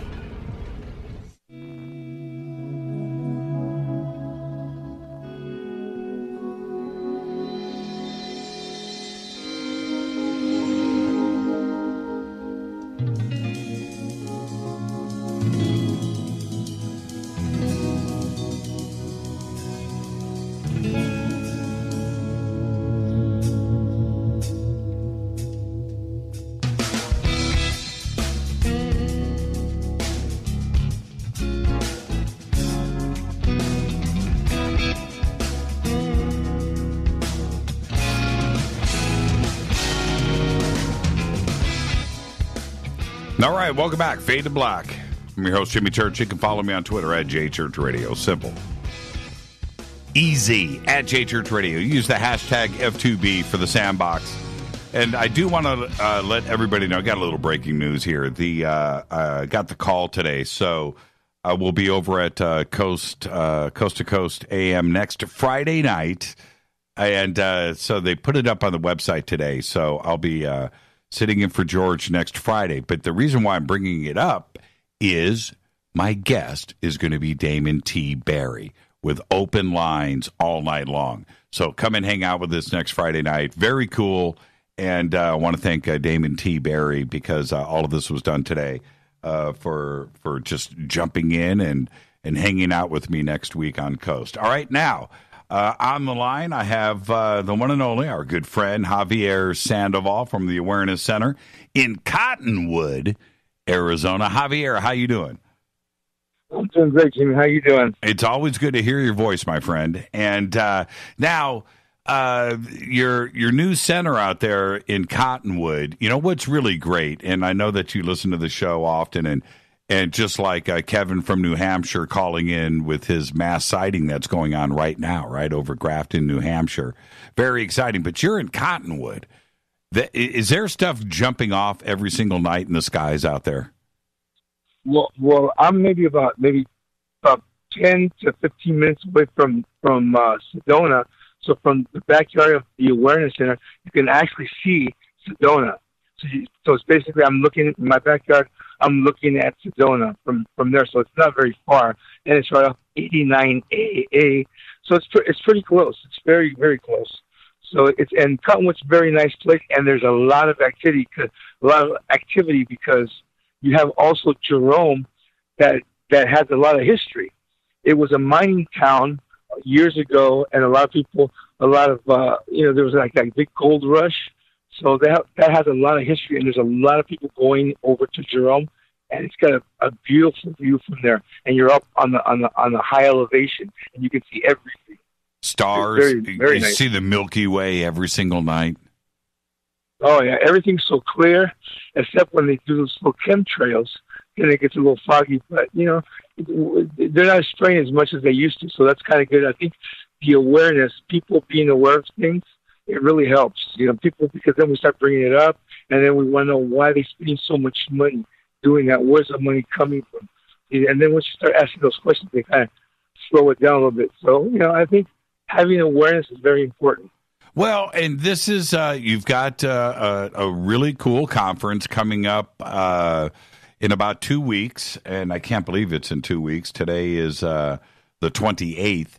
And who is going to be speaking at the conference? We're going to get to the exciting announcement here in just a second, but who do you have speaking this year? My keynote speaker would be Mary Rodwell. She's coming from Australia, and I'm pretty excited because I'm the first stop that she's coming to. So when she comes to the United States, I'm probably the first one that she's going to go to. So that's really nice of her. And also I have Ray Hernandez from Free, the organization, and they're also going to be there. They're going to do the scientific part of ufology. Right. And then I have Brad Olson, which is a good friend of ours, and he's got some amazing information.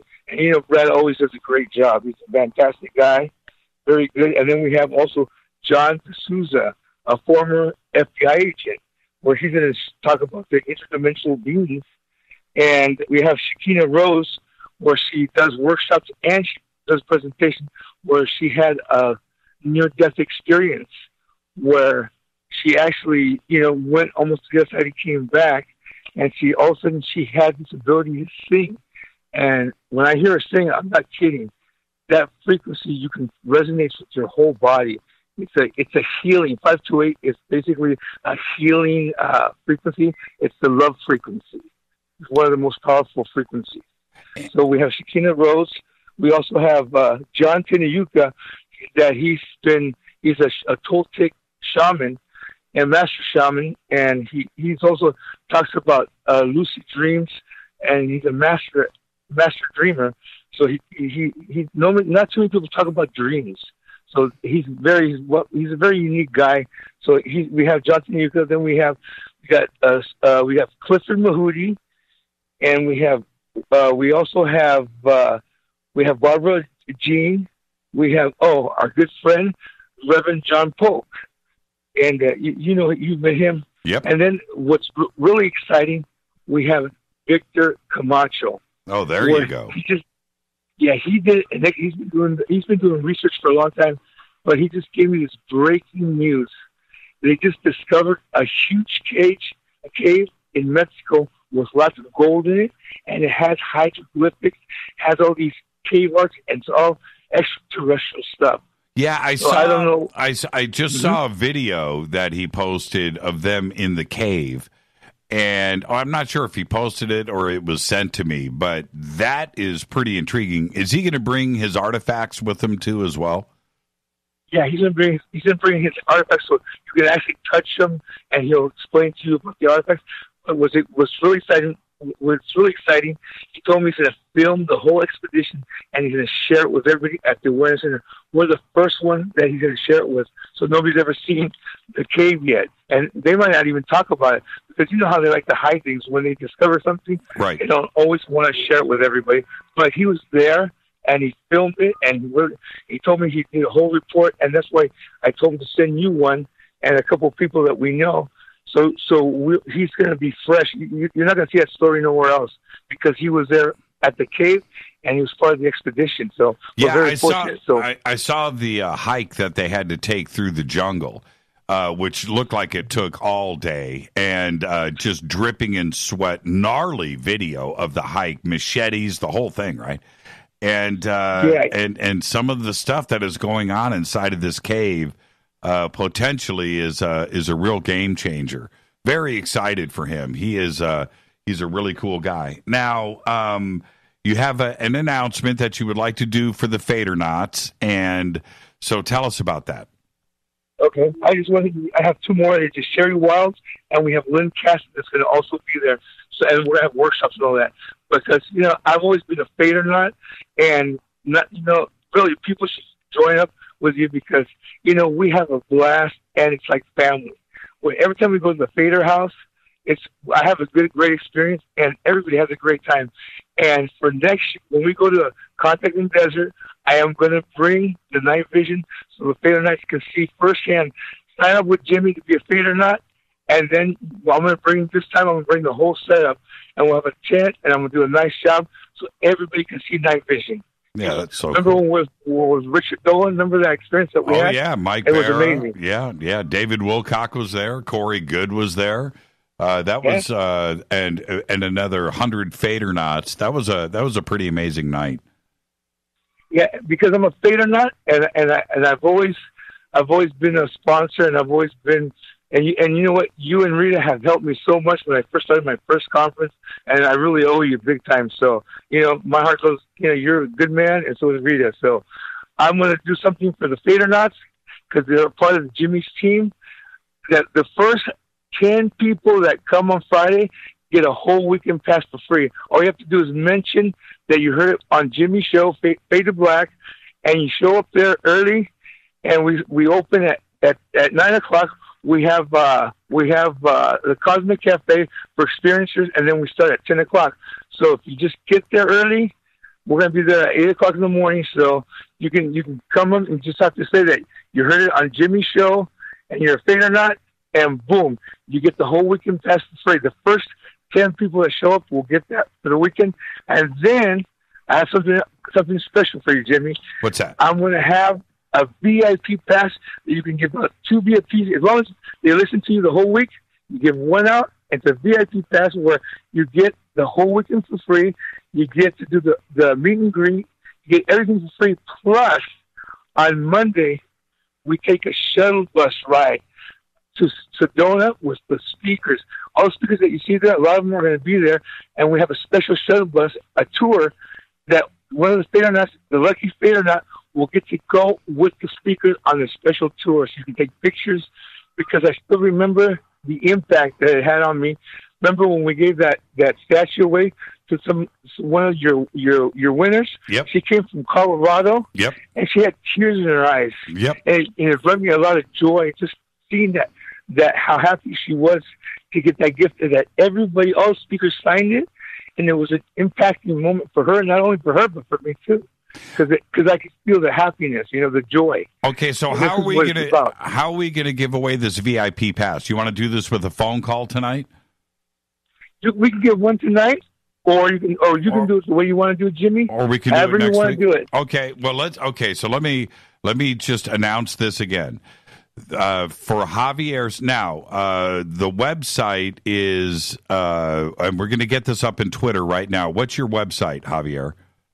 Okay, it's awareness.lifeexpo.net. awareness.lifeexpo.net. Okay, so we're going to get that up in Twitter right now.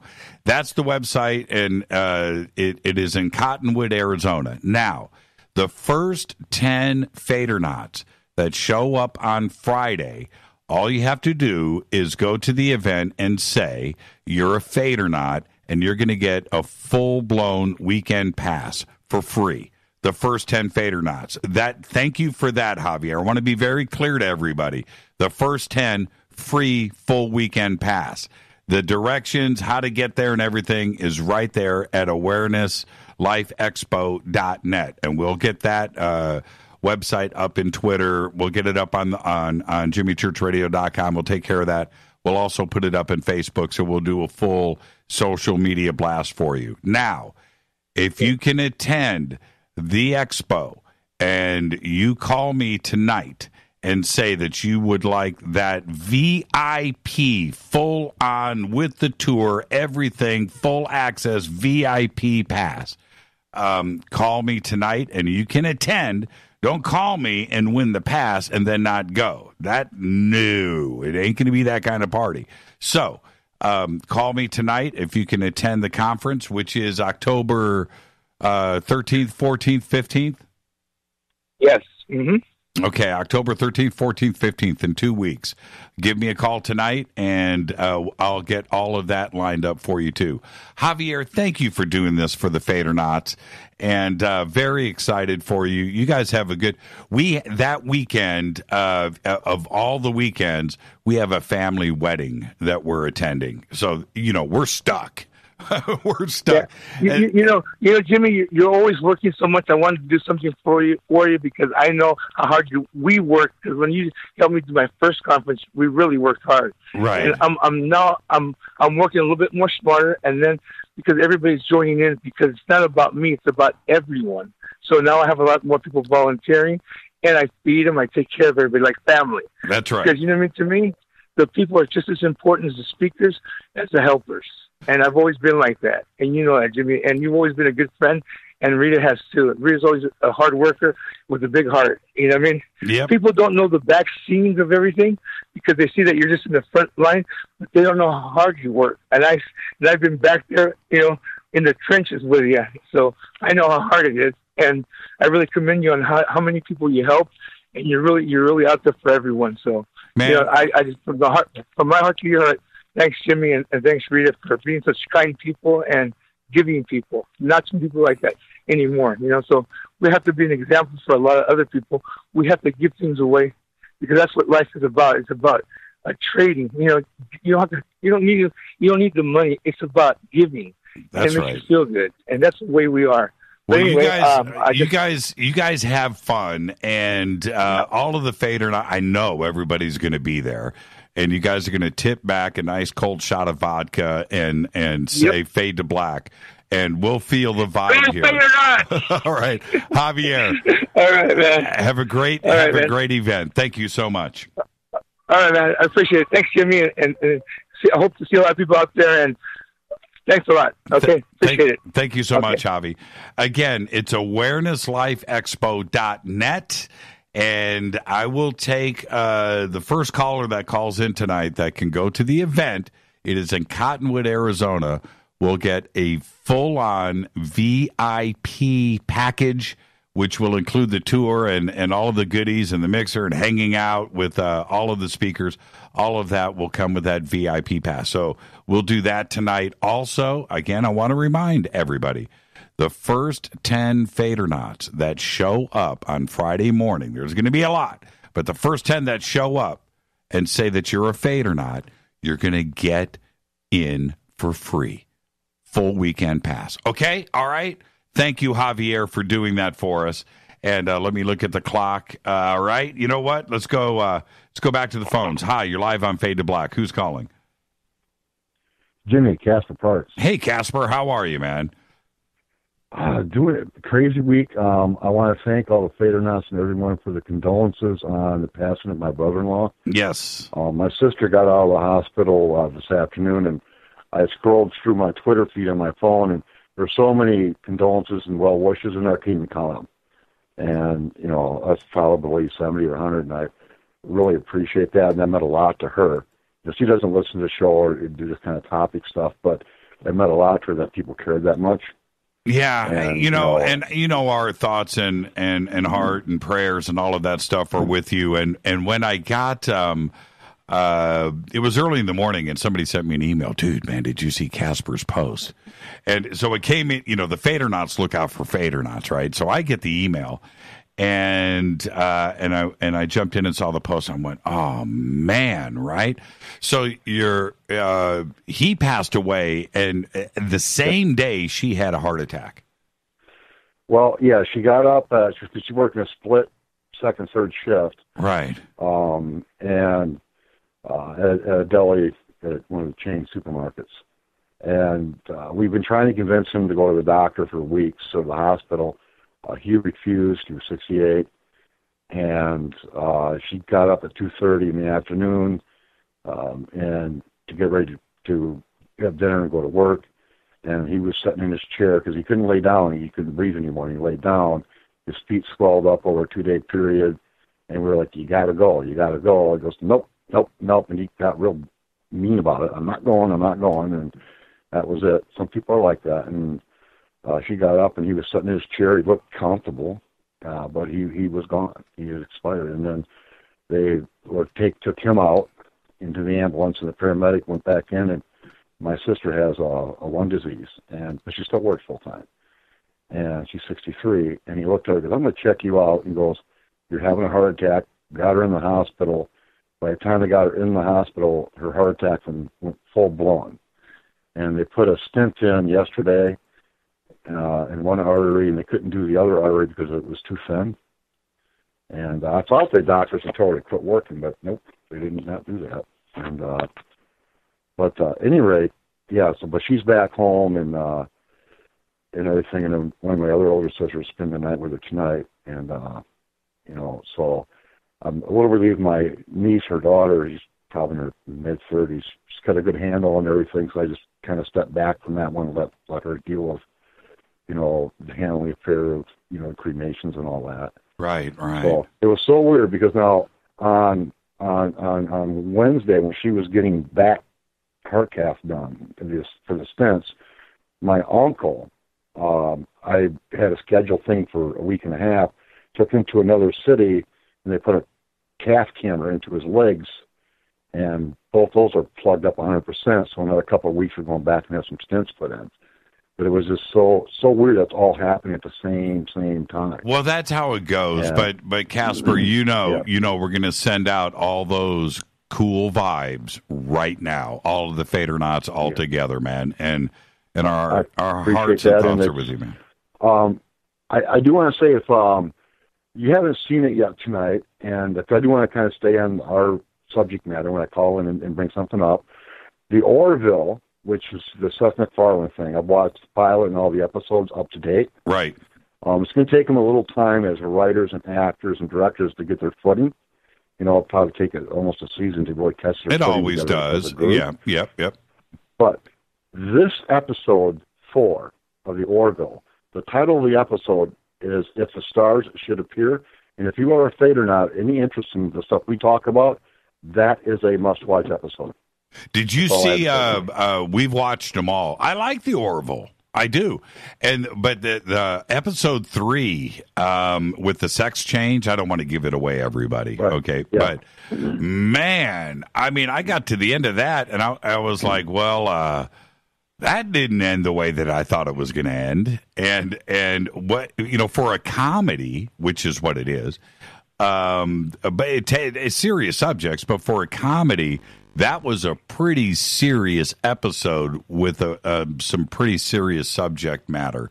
But man, it's a pretty good show, man. It's a pretty good show. It is. You probably haven't seen episode 4 because that aired tonight. Yes. And in the previews, they have they shoot the one guy with the father, and they go in, and he goes, "We're not here to hurt you. Well, we did just shoot his father." That's the episode that airs tonight, and if you're a Fadernaut and into this type of stuff that we talk about, that is a must-watch episode. Okay. And I don't want to say more than that because no, you can't, or I'll hang up on you. You can't. You can't goof it up, but it's a must. It's a must-watch, and just simply because I can't say any more because well, what about we're going to be hitting a break here in 3 minutes. So, and if you're on hold, everybody, stay right there. I'll get to everybody after the break. But I wanted to ask you: have you seen the new Star Trek? No, I have not. Okay. That's a subscription thing, and I'm not subscribed in there yet. Right. I haven't seen it either. And the other show that I want to see, which is supposed to be airing right now, is the new Philip K. Dick series. And it's supposed to be absolutely amazing. Now, it's already aired in England. It's aired in Australia, right? It's supposed to be on Amazon Prime. If you go to Amazon Prime and you look up Philip K. Dick, it's called Philip K. Dick's, what's it called? Dark Skies? Anyway, it doesn't matter. The reason why I don't remember the title, because I haven't seen it yet, right? Anyway, it's there. It's on Amazon, but it's the trailer. It's already aired all the way around the world. And for some reason, they've worked the deal. The deal is there. It's premiering, but it's not showing up on Amazon Prime. And it's frustrating. The reviews are amazing. And they're saying that it's as good as Black Mirror. And it's like right there. Now, that's pretty strong stuff to say that it's as good as that. So there's a lot of really cool things that are out right now. I'm also watching a new show called Rita,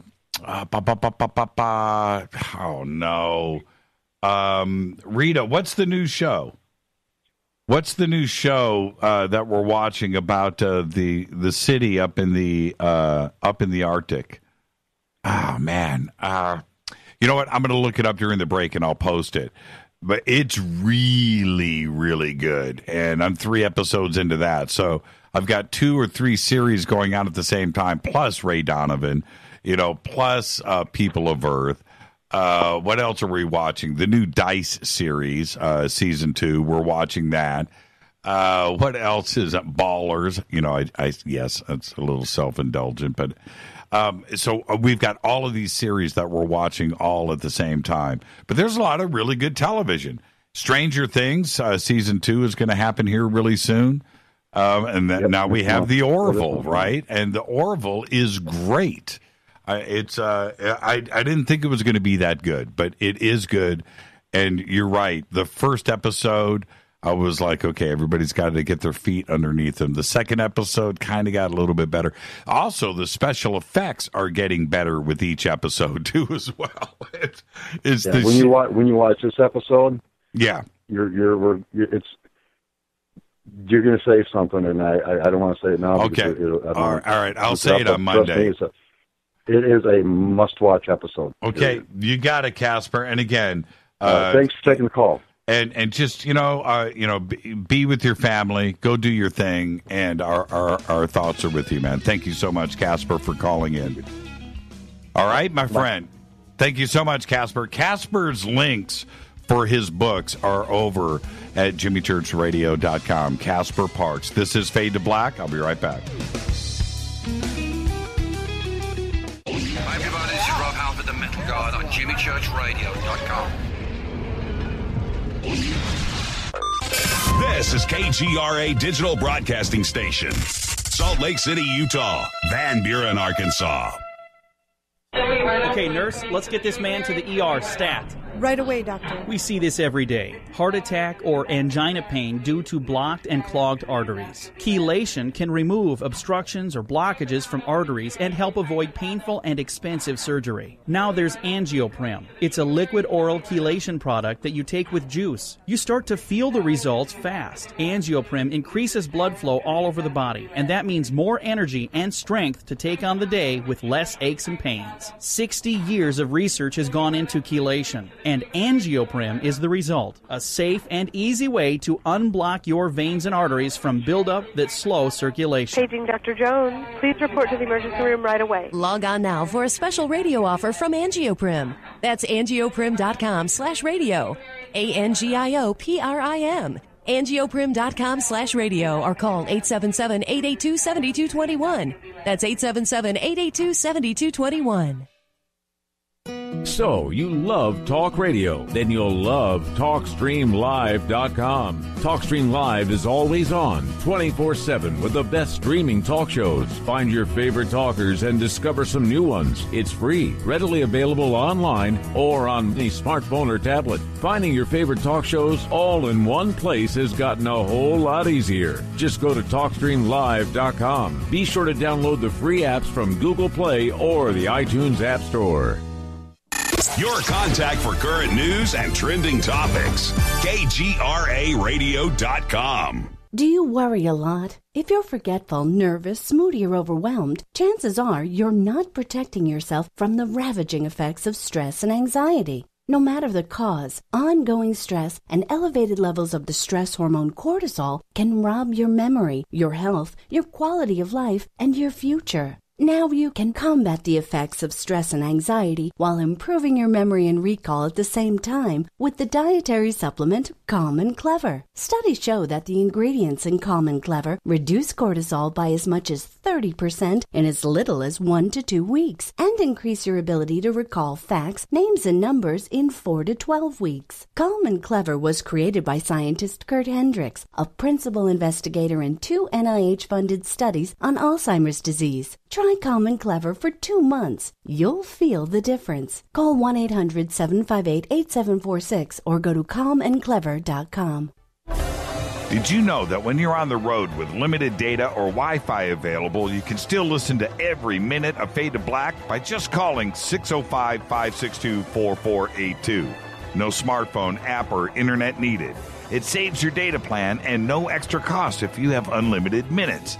Just call 605-562-4482. You can listen to me, Jimmy Church, on any phone, anytime, anywhere. Go Beckley Teppy.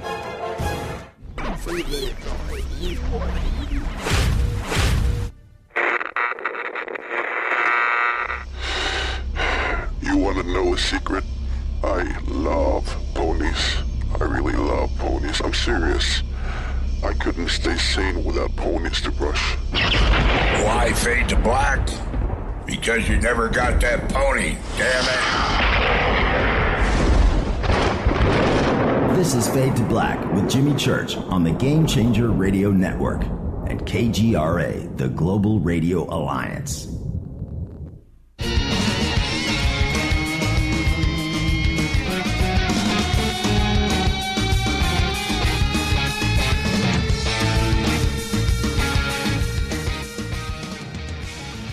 Welcome back, Fade to Black. I'm your host, Jimmy Church. I'm trying to look up that Amazon series. It starts with an F. It's the name of the city. And it's in the snow. It's over. It's like Norway or something, and it's supernatural. I don't know what's going on. It's a little town, 713 people. There's a research center there for the Arctic. They're building an ice hotel, and people are dying. And it's pretty cool what's going on, and it's shot really well, but I just can't remember the name. So somebody needs to post it. It starts with an F. Anyway. All right, it's Fadernight. Open lines, 323-825-5045 or 323-275-9695. Been a great night on the show, great conversations. And let's keep that going. Let's go back to the phones. Hi, you're live on Fade to Black. Who's calling? Hi, Jimmy Church. This is Eliana from Hawaii. Hi, Eliana in Hawaii. How are you? I'm great. How are you doing tonight? It's Thursday night. What do you think? It's awesome. Totally bleeping awesome. What's on your mind, Eliana? Okay, so the topic of this call is going to be my first substantial UFO sighting. All right, what happened? Do you know where that was? What's that? I said, do you know where that was? Your first You should, because you're standing right behind me. Help me out here. Was this at, where was it? So you didn't know I was there, but this was not this last May, but last year at Contact in the Desert during the Skywatch. Oh, you were there. You were standing behind me when everything was jumping off. Yeah, you were standing behind me. Oh, I was standing behind you. Okay, I got you. That was the night I was on the microphone, getting loud and boisterous? No, actually, I believe this was the second night, and you had just walked up. Okay. And I think it was like 6 blue spheres that just popped out what looked like from behind the mountain and just proceeded across the sky and just kept going until they disappeared. And I saw a lot of unexplainable things through the night vision goggles. But for me, the jury is still out on what exactly those spheres were, because the weirdest part was the flashing. When we shot them with the lasers that we had, they would flash at us, right? Right. But they didn't make any crazy right-angle turns, and they didn't, shoot off into the sky. So I don't know. They could have been drones, I suppose. I think that might just be my rational brain trying to convince me that it was not something too strange. But I don't know. I just wanted to get your take on it. Now, this is actually, so let me clarify how that went down. When that part of the sighting was going on, when they went across the valley and they did the formation and they were changing colors and did all of that, I did not see that. Rita and I got texted about that. We were over at the George Norrie birthday party when that was going down. So we made the mad dash. We got up on the hill with everybody, and as we walked up into the crowd, apparently you were standing in front of me. It had just ended, and everybody was talking about it. So I didn't get a chance to see it. I saw the video of it, and I saw pictures. Rita had pictures that were tweeted or texted to her, and I saw the video. The video is extraordinary. I wish I would have been there for that. The consensus of the crowd was that it was something completely unworldly.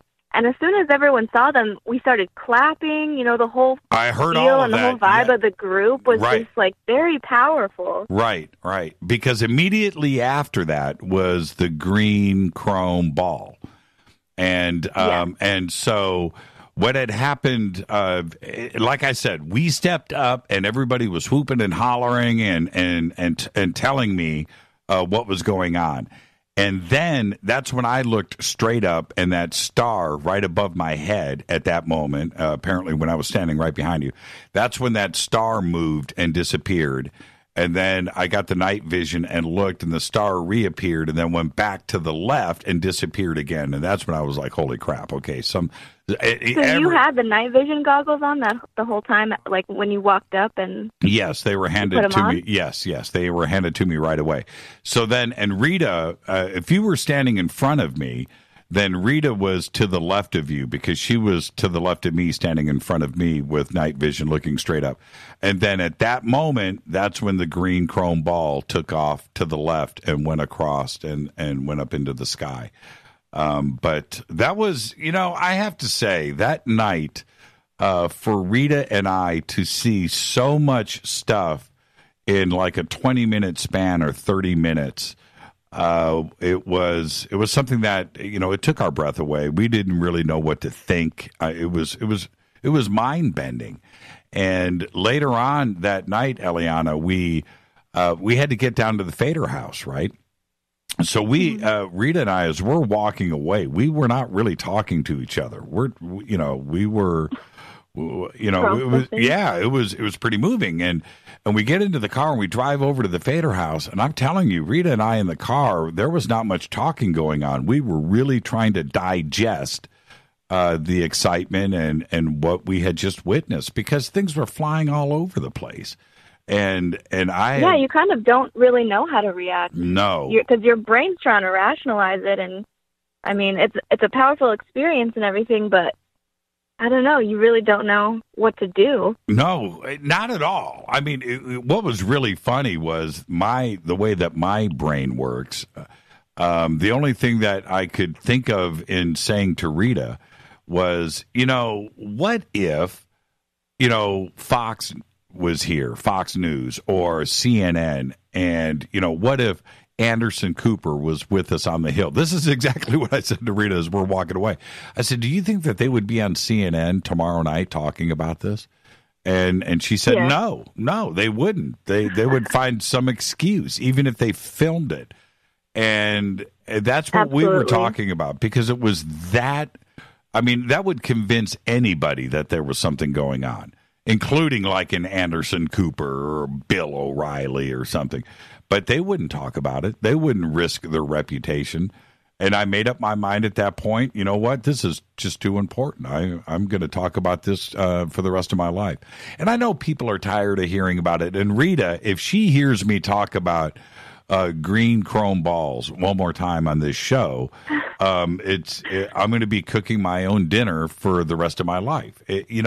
I know. I'm sorry. I was thinking I shouldn't bring it up again. You've talked about it so many times, but I just haven't thought about it too much since it actually happened, and I still don't know what to think. Well, that's why it shouldn't be forgotten. I shouldn't stop talking about it. I shouldn't be silent. I think that's the wrong way. People have heard this story too many times. You don't need to. You know what?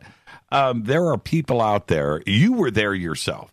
And so by me talking about this with other people that have had these experiences, they need to know that this stuff is going on. And I need to reinforce that in them, that it's okay to talk about it. I don't care. I really don't care. And look, trust me. And that's why you're awesome. Yep. Well, I'm still going to hear it from Rita after the show tonight. Green chrome balls, really, Jimmy? Again? But there you go. Thank you, Eliana. Be safe and be well out there in Hawaii. All right. Thank you, Jimmy. Have a good night. Yeah, you too. Great phone call. And no, I am not ever going to stop talking about it. I can't. And that's the wrong thing to do. And the reason why it's the wrong thing to do, my first comment to Rita walking away that night was, you know what? Would the mass media cover this? And her answer was no, of course not. Well, you know what? If I stop talking about it, then that's exactly the issue, isn't it? There you go. All right. Let's go back to the phones. Hi, you're live on Fade to Black. Who's calling? This is Reverend Jon Polk. Reverend Jon Polk on my show. Wow. How you doing, my friend? Are you out in Florida? No.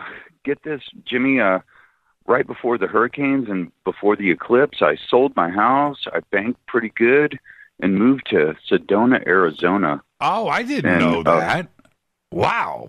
Okay, so you're living in Sedona. You sold the house. Did you take your pets with you, or did they get sold with the house? I am my own pet. I was just playing. But you pulled up stakes. You pulled up stakes and headed west, young man.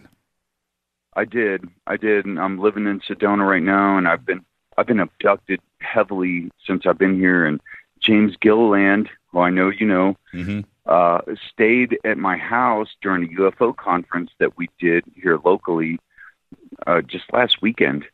And it's been a total trip. I mean, oh my goodness. Living the dream. Jon Polk, living the dream. So Sedona's all that, isn't it? Sedona is an epicenter or a sipapu for the vortex energy for space-time vehicles to come and go from this planet right here because of the quartz crystalline structure in the Red Rock Mountains. And it's deep and it's heavy, and I've been abducted a number of times. There's blood on my bed. It's been kind of chaotic. And wait. What do you mean you've been abducted and there's blood on your bed? What are you saying? So we did the autumnal equinox conference here in Sedona over the weekend. And, I'm an entertainer from Orlando, and I move here, and I meet Tolek of the Andromeda Council, if you don't know him. Oh, I do. Well, I don't know him personally. Okay. Anyway, he moved here from Florida also. And anyway, we put on this conference, and it was overly successful. And James Gilliland was the keynote speaker. And he was magical and mystical. He was so brilliant. His presentation was so off the charts, otherworldly. Everybody, it was incredible. And then he stayed at my house that I'm living in. So I'm living in this house, my uncle's house, for free for 3 months.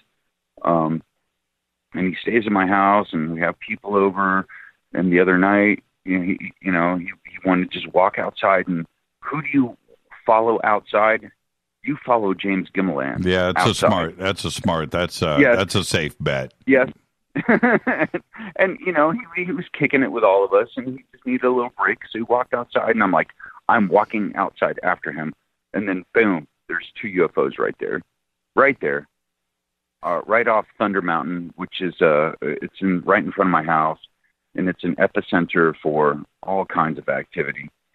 Just been an incredible journey. I'm going to write a book. It's going to be called 9 Beds in 10 Nights. My journey across America. Wow. To go from Florida to Sedona. Yeah. Saw UFOs the whole way. It was so awesome, Jimmy. Oh my goodness. No, it doesn't suck. That's for sure. Well, tell me about this abduction. And what do you mean, blood in your bed? Like a spot of blood, or like a pool of blood, like the horse head in The Godfather? I mean, what are we talking about here? No, good question. And Jimmy, I've been sitting on this for a long time. It's very, very violating to me and embarrassing. Right. But when certain times when I get abducted, I bleed from my backside because of what they're doing to me. And it happened while Eric, Periscope Eric was here. Right. It happened, and James Gilland, the next day, he sensed it, and he texted me and said, dude, you are being violated hard by this group of 6 reptilians, and I'm working on it right now to help you. And this man, I love this man. He stayed at my house a couple nights, and I really don't know him that well, but I love this man. I mean, he cares so much about people. Yeah, he's compassionate. He's compassionate. But do not tell me that Eric was videotaping with his iPad. I mean, because that's just going to freak me out.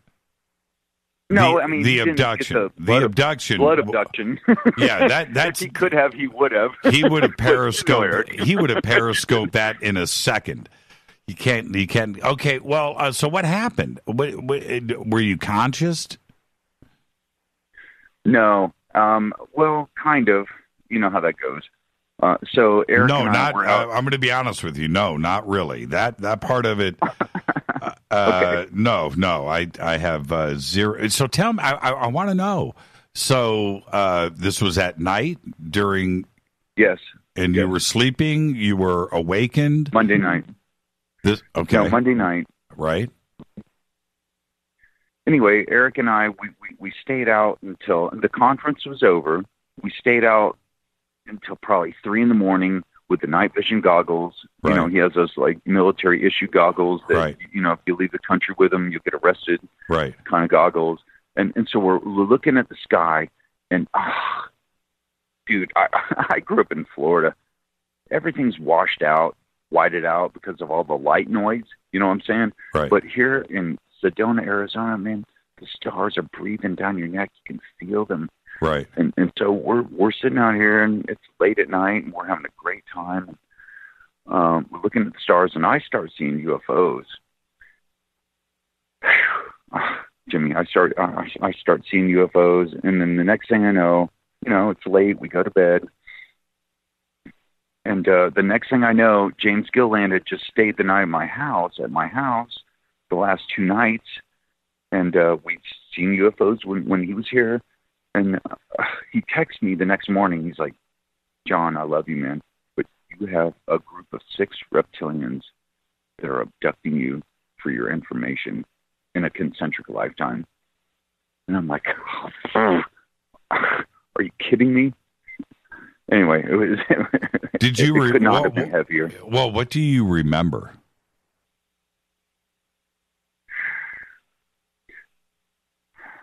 I don't remember any of the abduction, but I remember being with James, and I had people over at my house that I did not know, which was kind of cool, but kind of awkward also. And James and I were outside for probably 45 minutes just pontificating the universe. And it got to the point where we both felt like we need to go back inside because I got people in the house that I don't know now. Right. After the UFO conference. Anyway, it was such a mystical, magical weekend. It's very hard to explain right now. Well, okay. But so you're saying that he was going to help you and maybe run some interference. Has anything happened since? I'm pretty sure that something happened last night. And what makes you? Well, I can't be sure, Jimmy. They do in my Yahweh book, Yahweh, the biblical God is an alien. They do the whammy on you, the Jedi mind trick, right? And they only allow you to remember what they want you to remember, and that's it. And it's a hard curve for people that have never been abducted to understand. Wow. And it's easy.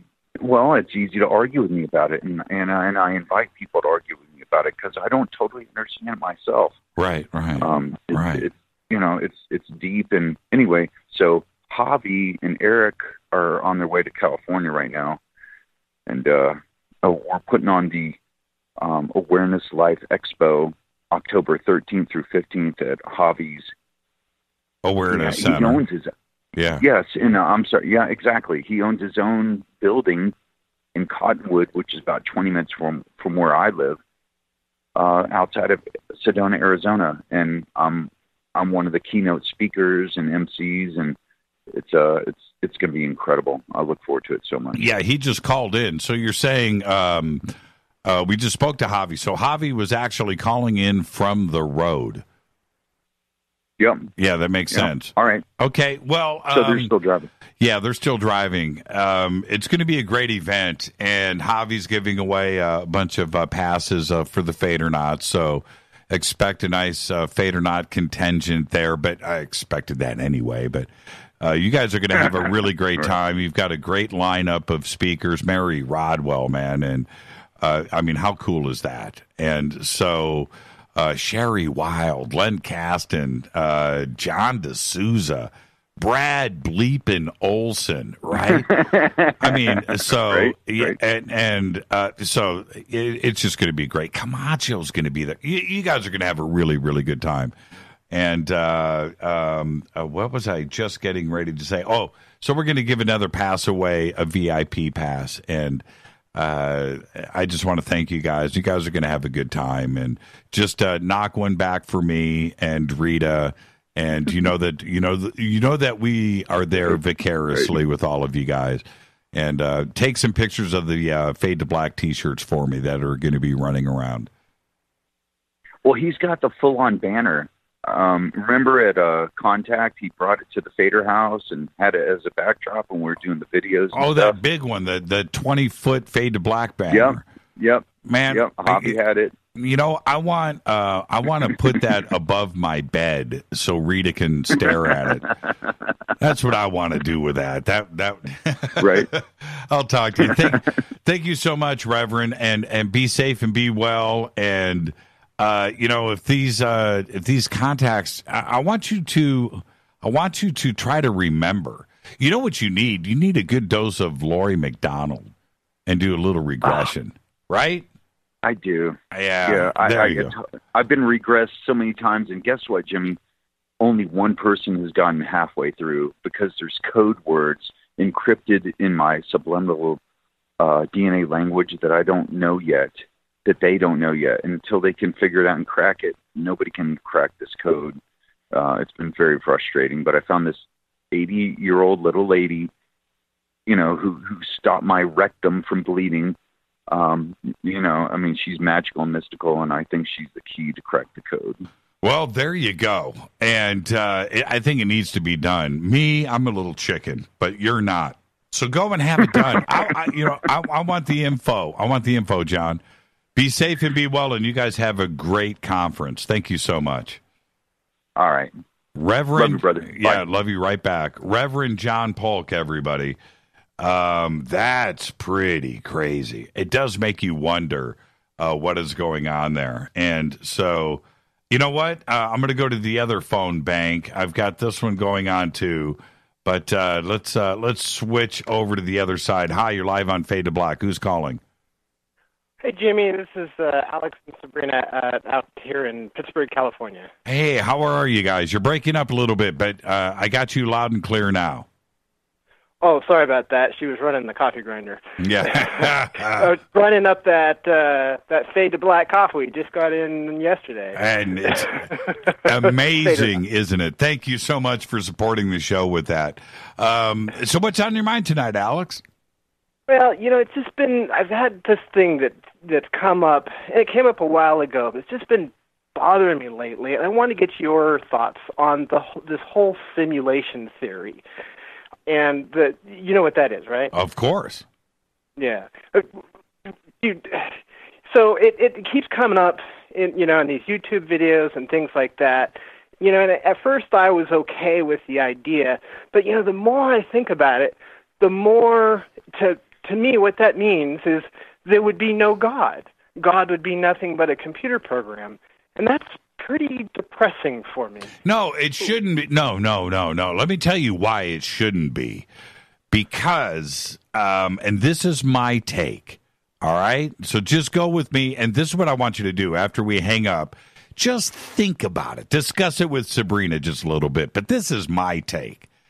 Our universe, the Big Bang, right? Our universe that we are experiencing right now is just one of many that will be after us, and many that have been before us, and many that are occurring at the same time.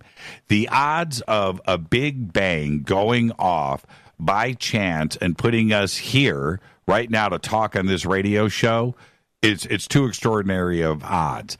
And if another universe, which there are, also had another Big Bang, and that happened, and everything was created, the odds of that happening, no, it's not an accident. Now, let's take things one step further. This has been going on forever. Forever. Not 15 billion years old. Forever. And will continue going on forever. The intelligence that is creating that, and the possibility of this simulation and everything else, that knowledge, that intelligence, that being, that thing has been getting smarter and more intelligent forever. Forever. Accumulated knowledge. Now, let's take it one step further. That is what everybody thinks is God. And if you have that power, then you are God. So, if we are living in ones and zeros right now, the thing that created that intelligence that has been around forever, that's your God. And have peace in that. Think about that for a second. I've got to go to a break, all right? But now, Alex, you go talk to Sabrina about that. You guys just have a nice, fantastic conversation in discussing that, because I'm cool with it. I'm comfortable with that thought. I really am. And that's where I kind of plant myself. And let me just pose one last question. You can answer it now or after the break. Okay. To you, who do you believe? Who or what is God? I just told you. I just did. I just answered. So God is what? All that is? God is eternity? God is forever? I mean, that's what creates the whole simulation in the first place? What gets it all started? That's what I'm trying. But Alex, I've got to take a break right here. I do. I've got to take a network break. But I just answered. That's in an intelligence that has been able to get smarter and smarter since the beginning of everything forever. Forever. It doesn't even have a starting point, because whenever you back up to that starting point, there's something before it. So think about that. This is Fade to Black. Thank you, Alex. You and Sabrina go have a good conversation. This is Fade to Black, Thursday night, Fadernight. I'll be right back with more phone calls next. Stay with us.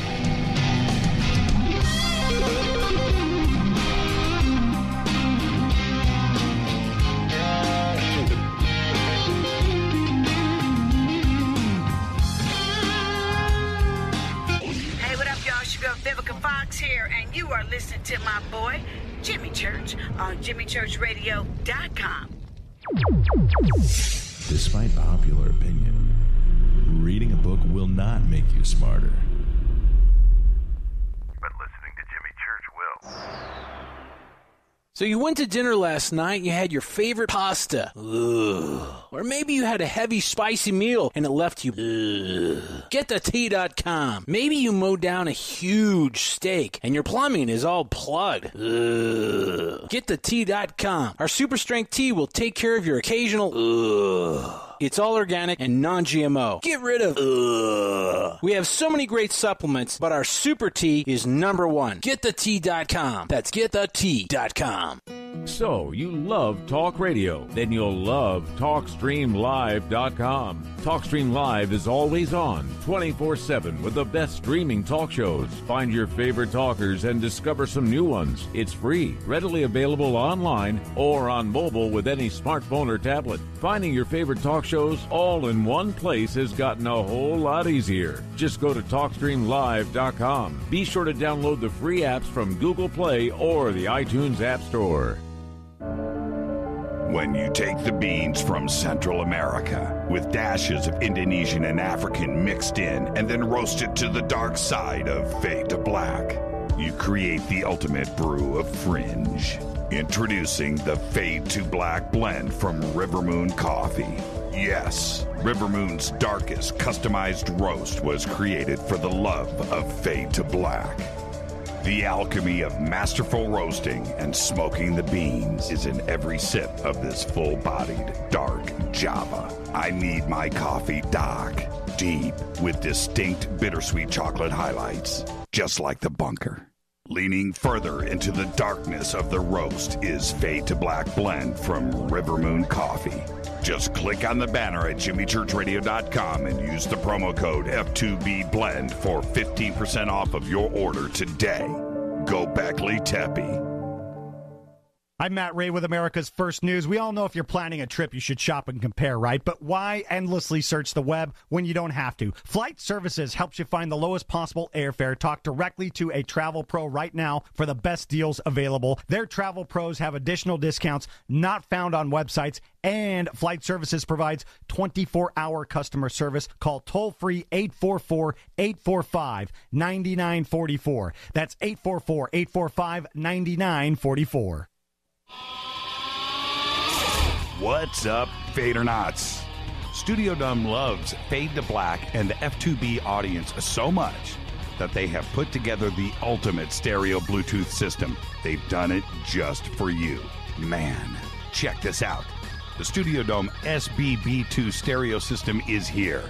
It's featuring two Studio Boombox 2 SBB2 wireless Bluetooth speakers, packed in its own custom hard shell case. This Studio Dome system features the very latest in stereo Bluetooth technology. The two full-range boomboxes are in true wireless stereo. You've got to hear this. It's amazing. It's just $129 and use the promo code JCRTWS and you'll also get free shipping. It's simple. Just go to JimmyChurchRadio.com, click on the Studio Dome banner. Go Beckley Tepe.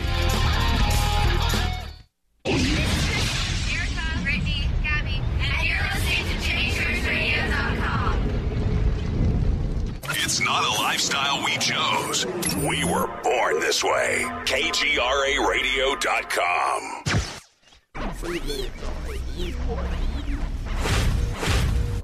This is KJCR at JimmyChurchRadio.com.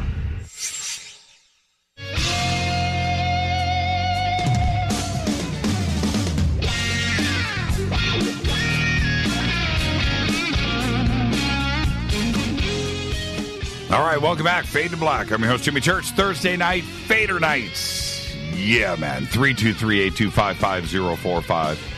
You're on hold. Stay right there. 323-275-9695. If you're on hold, stay right there.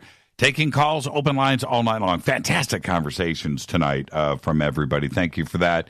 And let's keep it going. It's our last segment. Let's go back to the phones. Hi, you're live on Fade to Black. Who's calling? Damien from Hamilton. Hey, Damien. How are you? I'm doing well, Jimmy. Yeah, I listened to your last caller, and I can see how he is almost questioning, about God and all that stuff. We're all gonna go through a transition, and it's gonna be harder for most, and he's gonna be okay. I know he's listening right now. Just think positive thoughts. Things will come, and everything is gonna be okay. Just like I said before, and I know I didn't call in the last couple of days. I was battling my own demons the last couple of days, and it's been a rough road, Jimmy, for me too. Well, when somebody asks me that, because I think about that so much, and it's something we discuss on this show.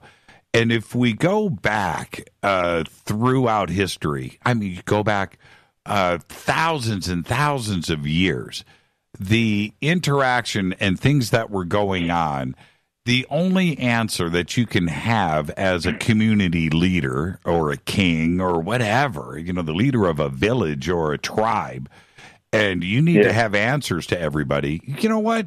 It's God. God said this. What you saw was God. What you saw were angels. And, God, that's fine. But today, with what we know now about science and creation and how we got here and our DNA and the stars and the magic of species and living things, look at us. Right now, we're talking together from a vast distance is between us, but we are able to talk right now like this. So how did we get here to this moment? The intelligence, Damien, the intelligence that is behind that grand design of the creation of not only our universe, but every universe that has ever been before us, everyone that's after us, the ones that are right now existing next to our universes.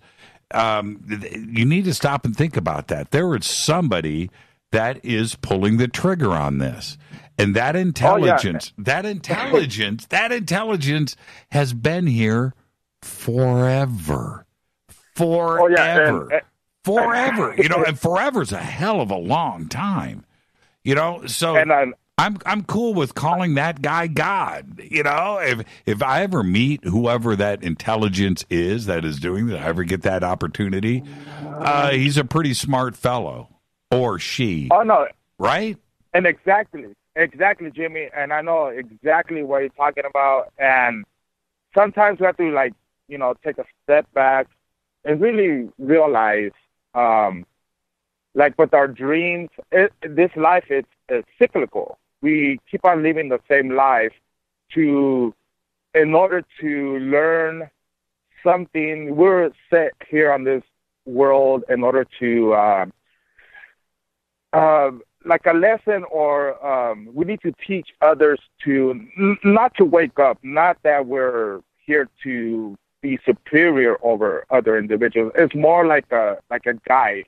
And I have many guides, and I've been listening to you for a little over a year. And every time I listen to your show, Jimmy, it's like these things come to me.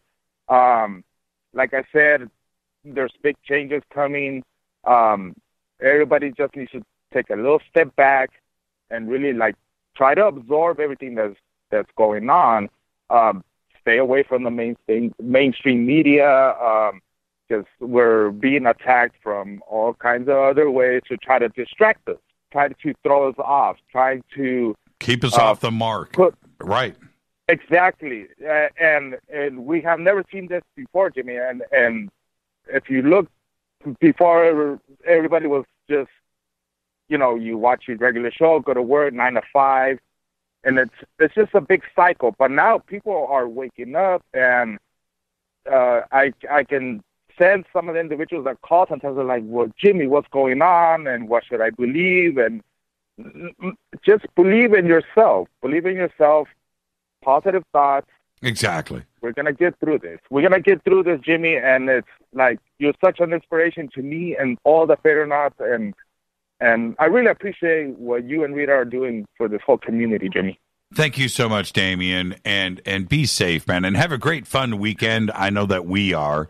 Well, we're going to work, but we're going to have fun this weekend, and we've got a great week of shows lined up next week. I can't wait to announce it, but it's nothing but spreading the knowledge, and just thank you for being a part of it. Thank you so much, Damien. Oh, hey, well, thank you for even having me on, and like I said again, let's just take a deep breath.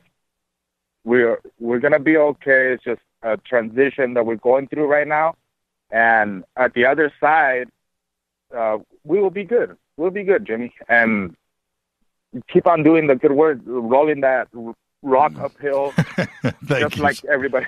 Thank you so much, Dave. You know what yeah, I do, all man. right. I do. Thank you so much, man. Have a great night.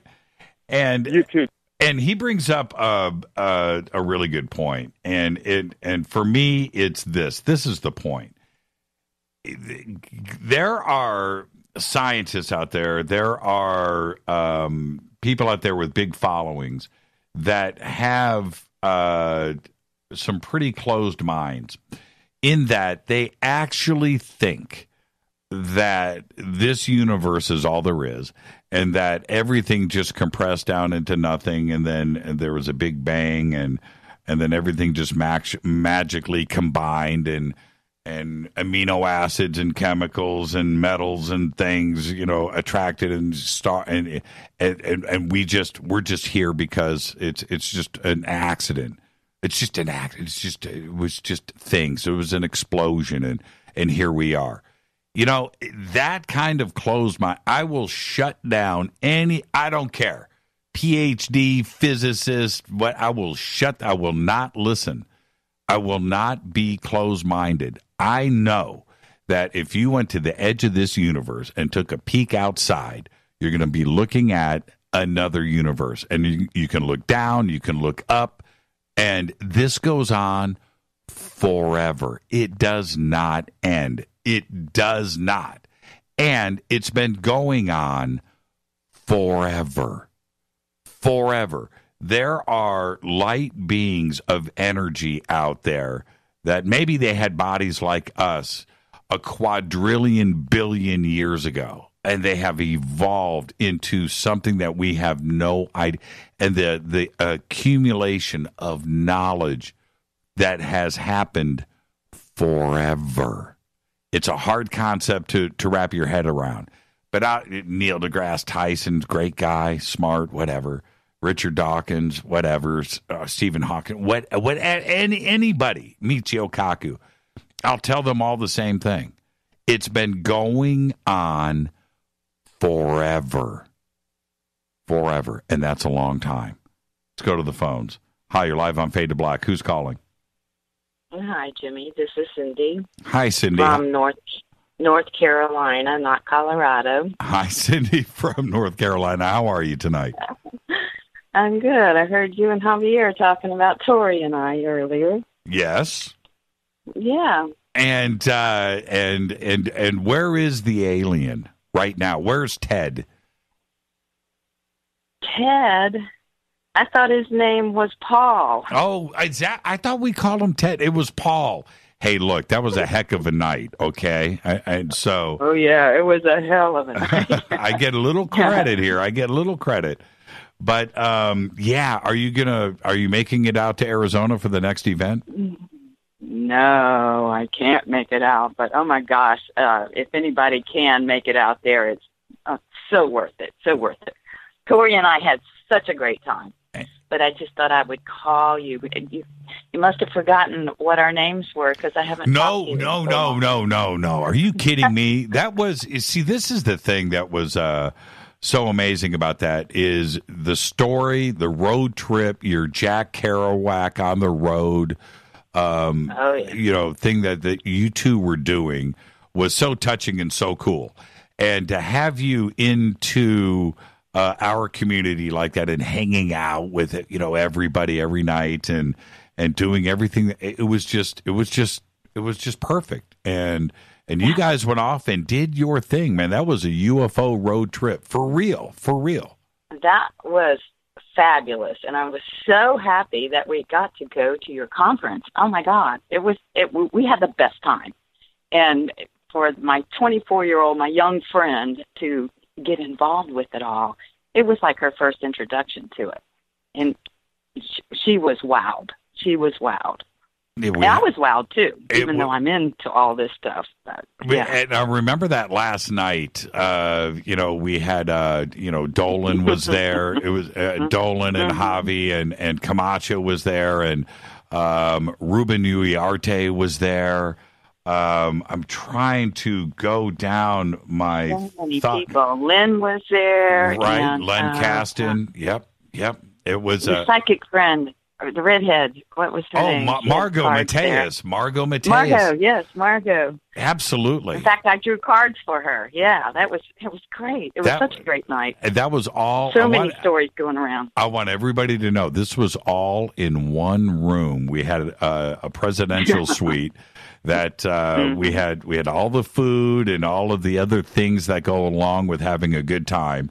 But that was all going on in just one small room, and you were right in the middle of it, and that was a good night.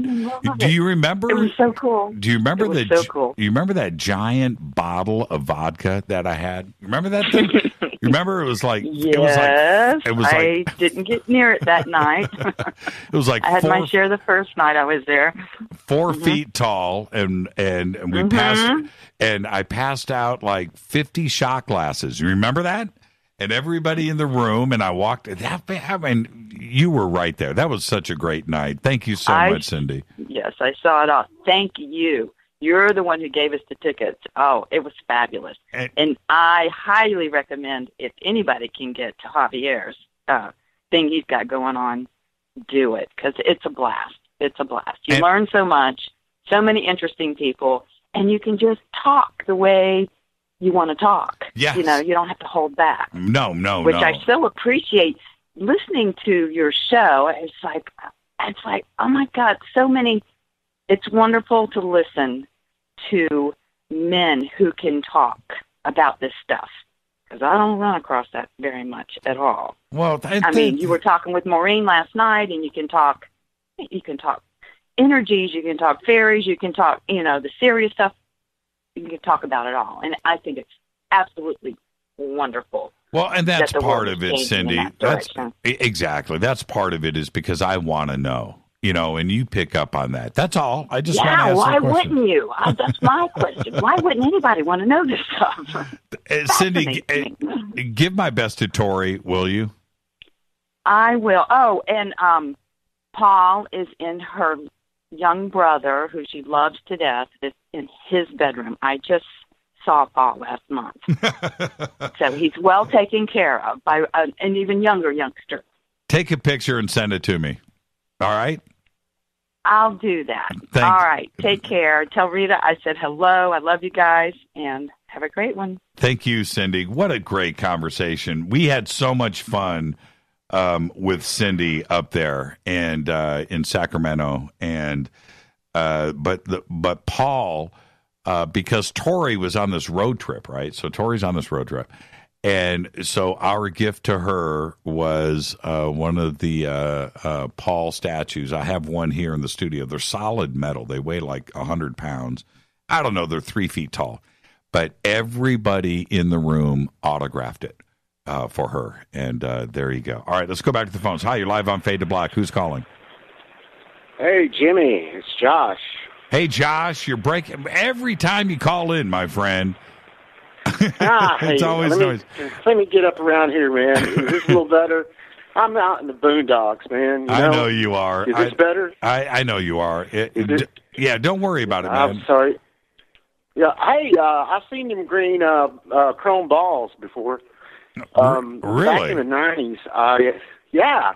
I was coming in from Dallas out to Lake Lavon, and what was weird was it was about 2 a.m. in the morning, and the road I was going down, I was by myself, it was out in the country, and I see these white, they look like wolves, and I thought, there was a pack of them, and they were down in this riverbank that was dry, creek bed, I guess, and I was like, that's weird, man. I've never seen wolves, white wolves, in this area.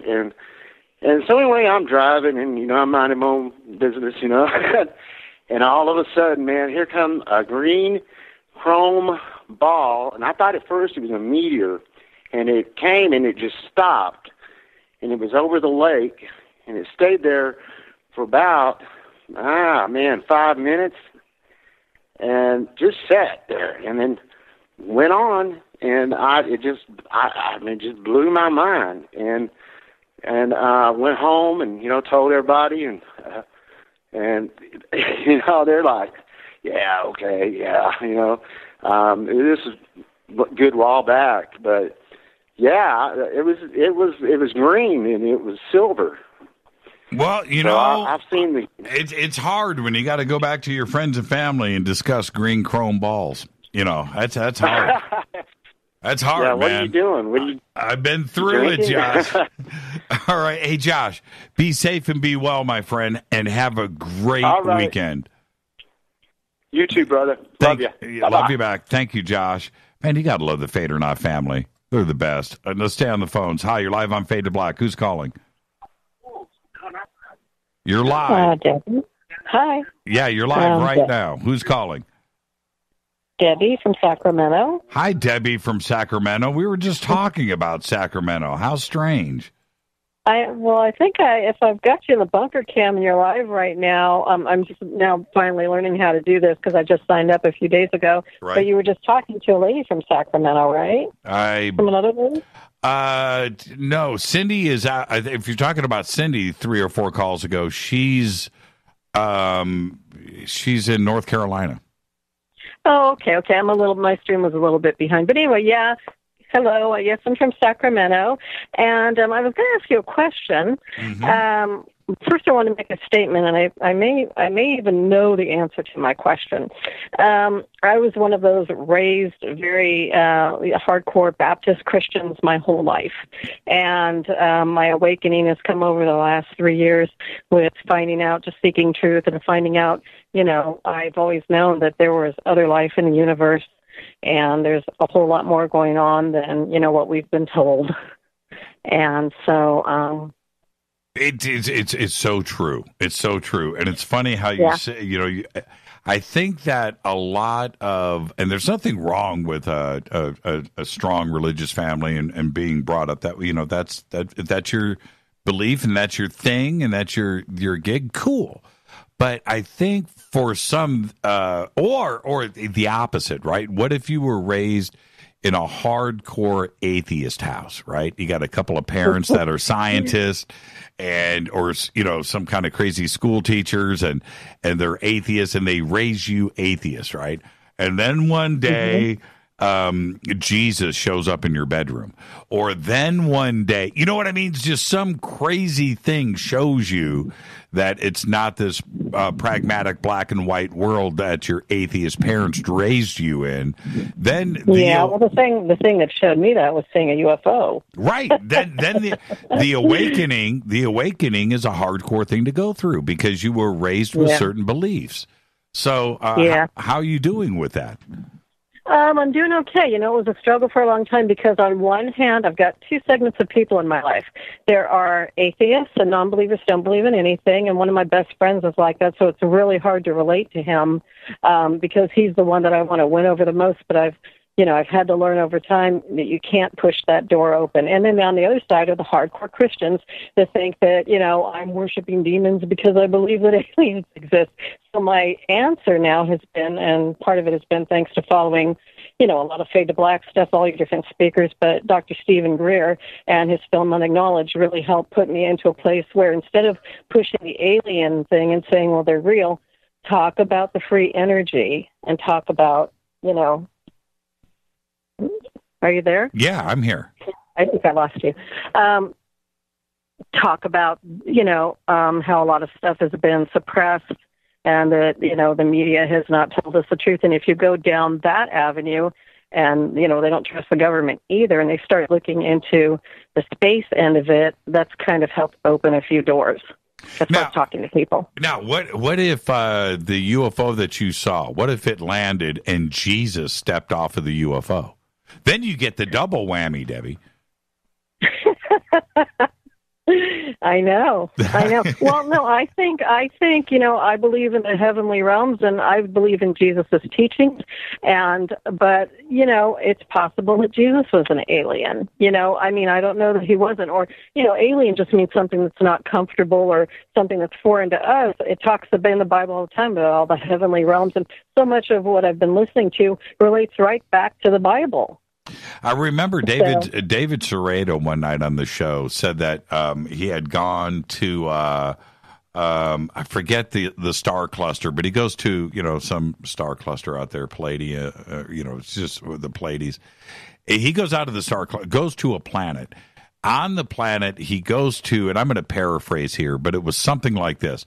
He went to a large arena and went to a convention with booths in the convention, people selling stuff, booths, right? Big, huge convention. Yeah, and he goes up to a booth, and Jesus is in the booth. Right? and right. And yeah, I'm kind of okay with that thought. Now I have asked many different contactees and about if ET is any of them are religious, and if they are, and I've talked to religious guys too as well. If there's life out there on another planet and God has created everything, does that mean Jesus was also there? Did Jesus die on the cross on another planet? Are they going through those things too as well? Has it been repeated? If God is everywhere and Jesus is his son, are they experiencing this thing throughout the universe? Right? Are they? You understand what I'm saying? Is there the Holy Trinity, in Zeta Reticuli? I want to know the answer to these things. And with that, right. Debbie, I've got to end the show here in exactly 15 seconds. So God bless you, Jimmy Church. I love listening to your show. Thank you, Debbie. And be safe up there in Sacramento. It's one of our favorite cities. Thank you so much. Thank you. Take care. You too. Last caller of the night, and that will conclude another absolutely rockin', sensational Fade to Black Fadernight. I'm your host, Jimmy Church. Again, thank you to all of the callers tonight. Back-to-back phone calls. Thank you so much. Javier Sandoval and the Awareness Life Expo that is going on in Cottonwood. We've got the links up for that. The first 10 Fadernauts, October 13th. October 13th, get in for free. Full weekend passes. All right? There you go. Fade to Black's executive producers, Rita Kamarian. Show is produced by Hilton J. Paul, Mark T. Kovar, LJ3, Renee, Jonas. Thank you, Dennis. Thank you, Bob. Announcers are Steve Harder, Gene Vitoa, Mark D. Kovar, Fady by Dale, Webmaster, Drew the Geek, Music, Doug Aldridge. Intro, Spaceboy, SpaceboyMusic.com. Fade to Black is produced by KJCR for the Game Changer Network, and syndication is KGRA, The Planet. Thank you to Jon Rappoport. Everybody, the Fadernauts in Twitter, Spreaker, the KGRA chat room. Thank you to all of the great callers tonight. This broadcast is only copyrighted 2017 by Fade to Black and the Game Changer Network. It cannot be rebroadcast, downloaded, copied, or used anywhere in the known universe without written permission from Fade to Black or the Game Changer Network. I'm your host, Jimmy Church. We'll see everybody on Monday. Have a great, safe weekend. Go Beckley Tepe.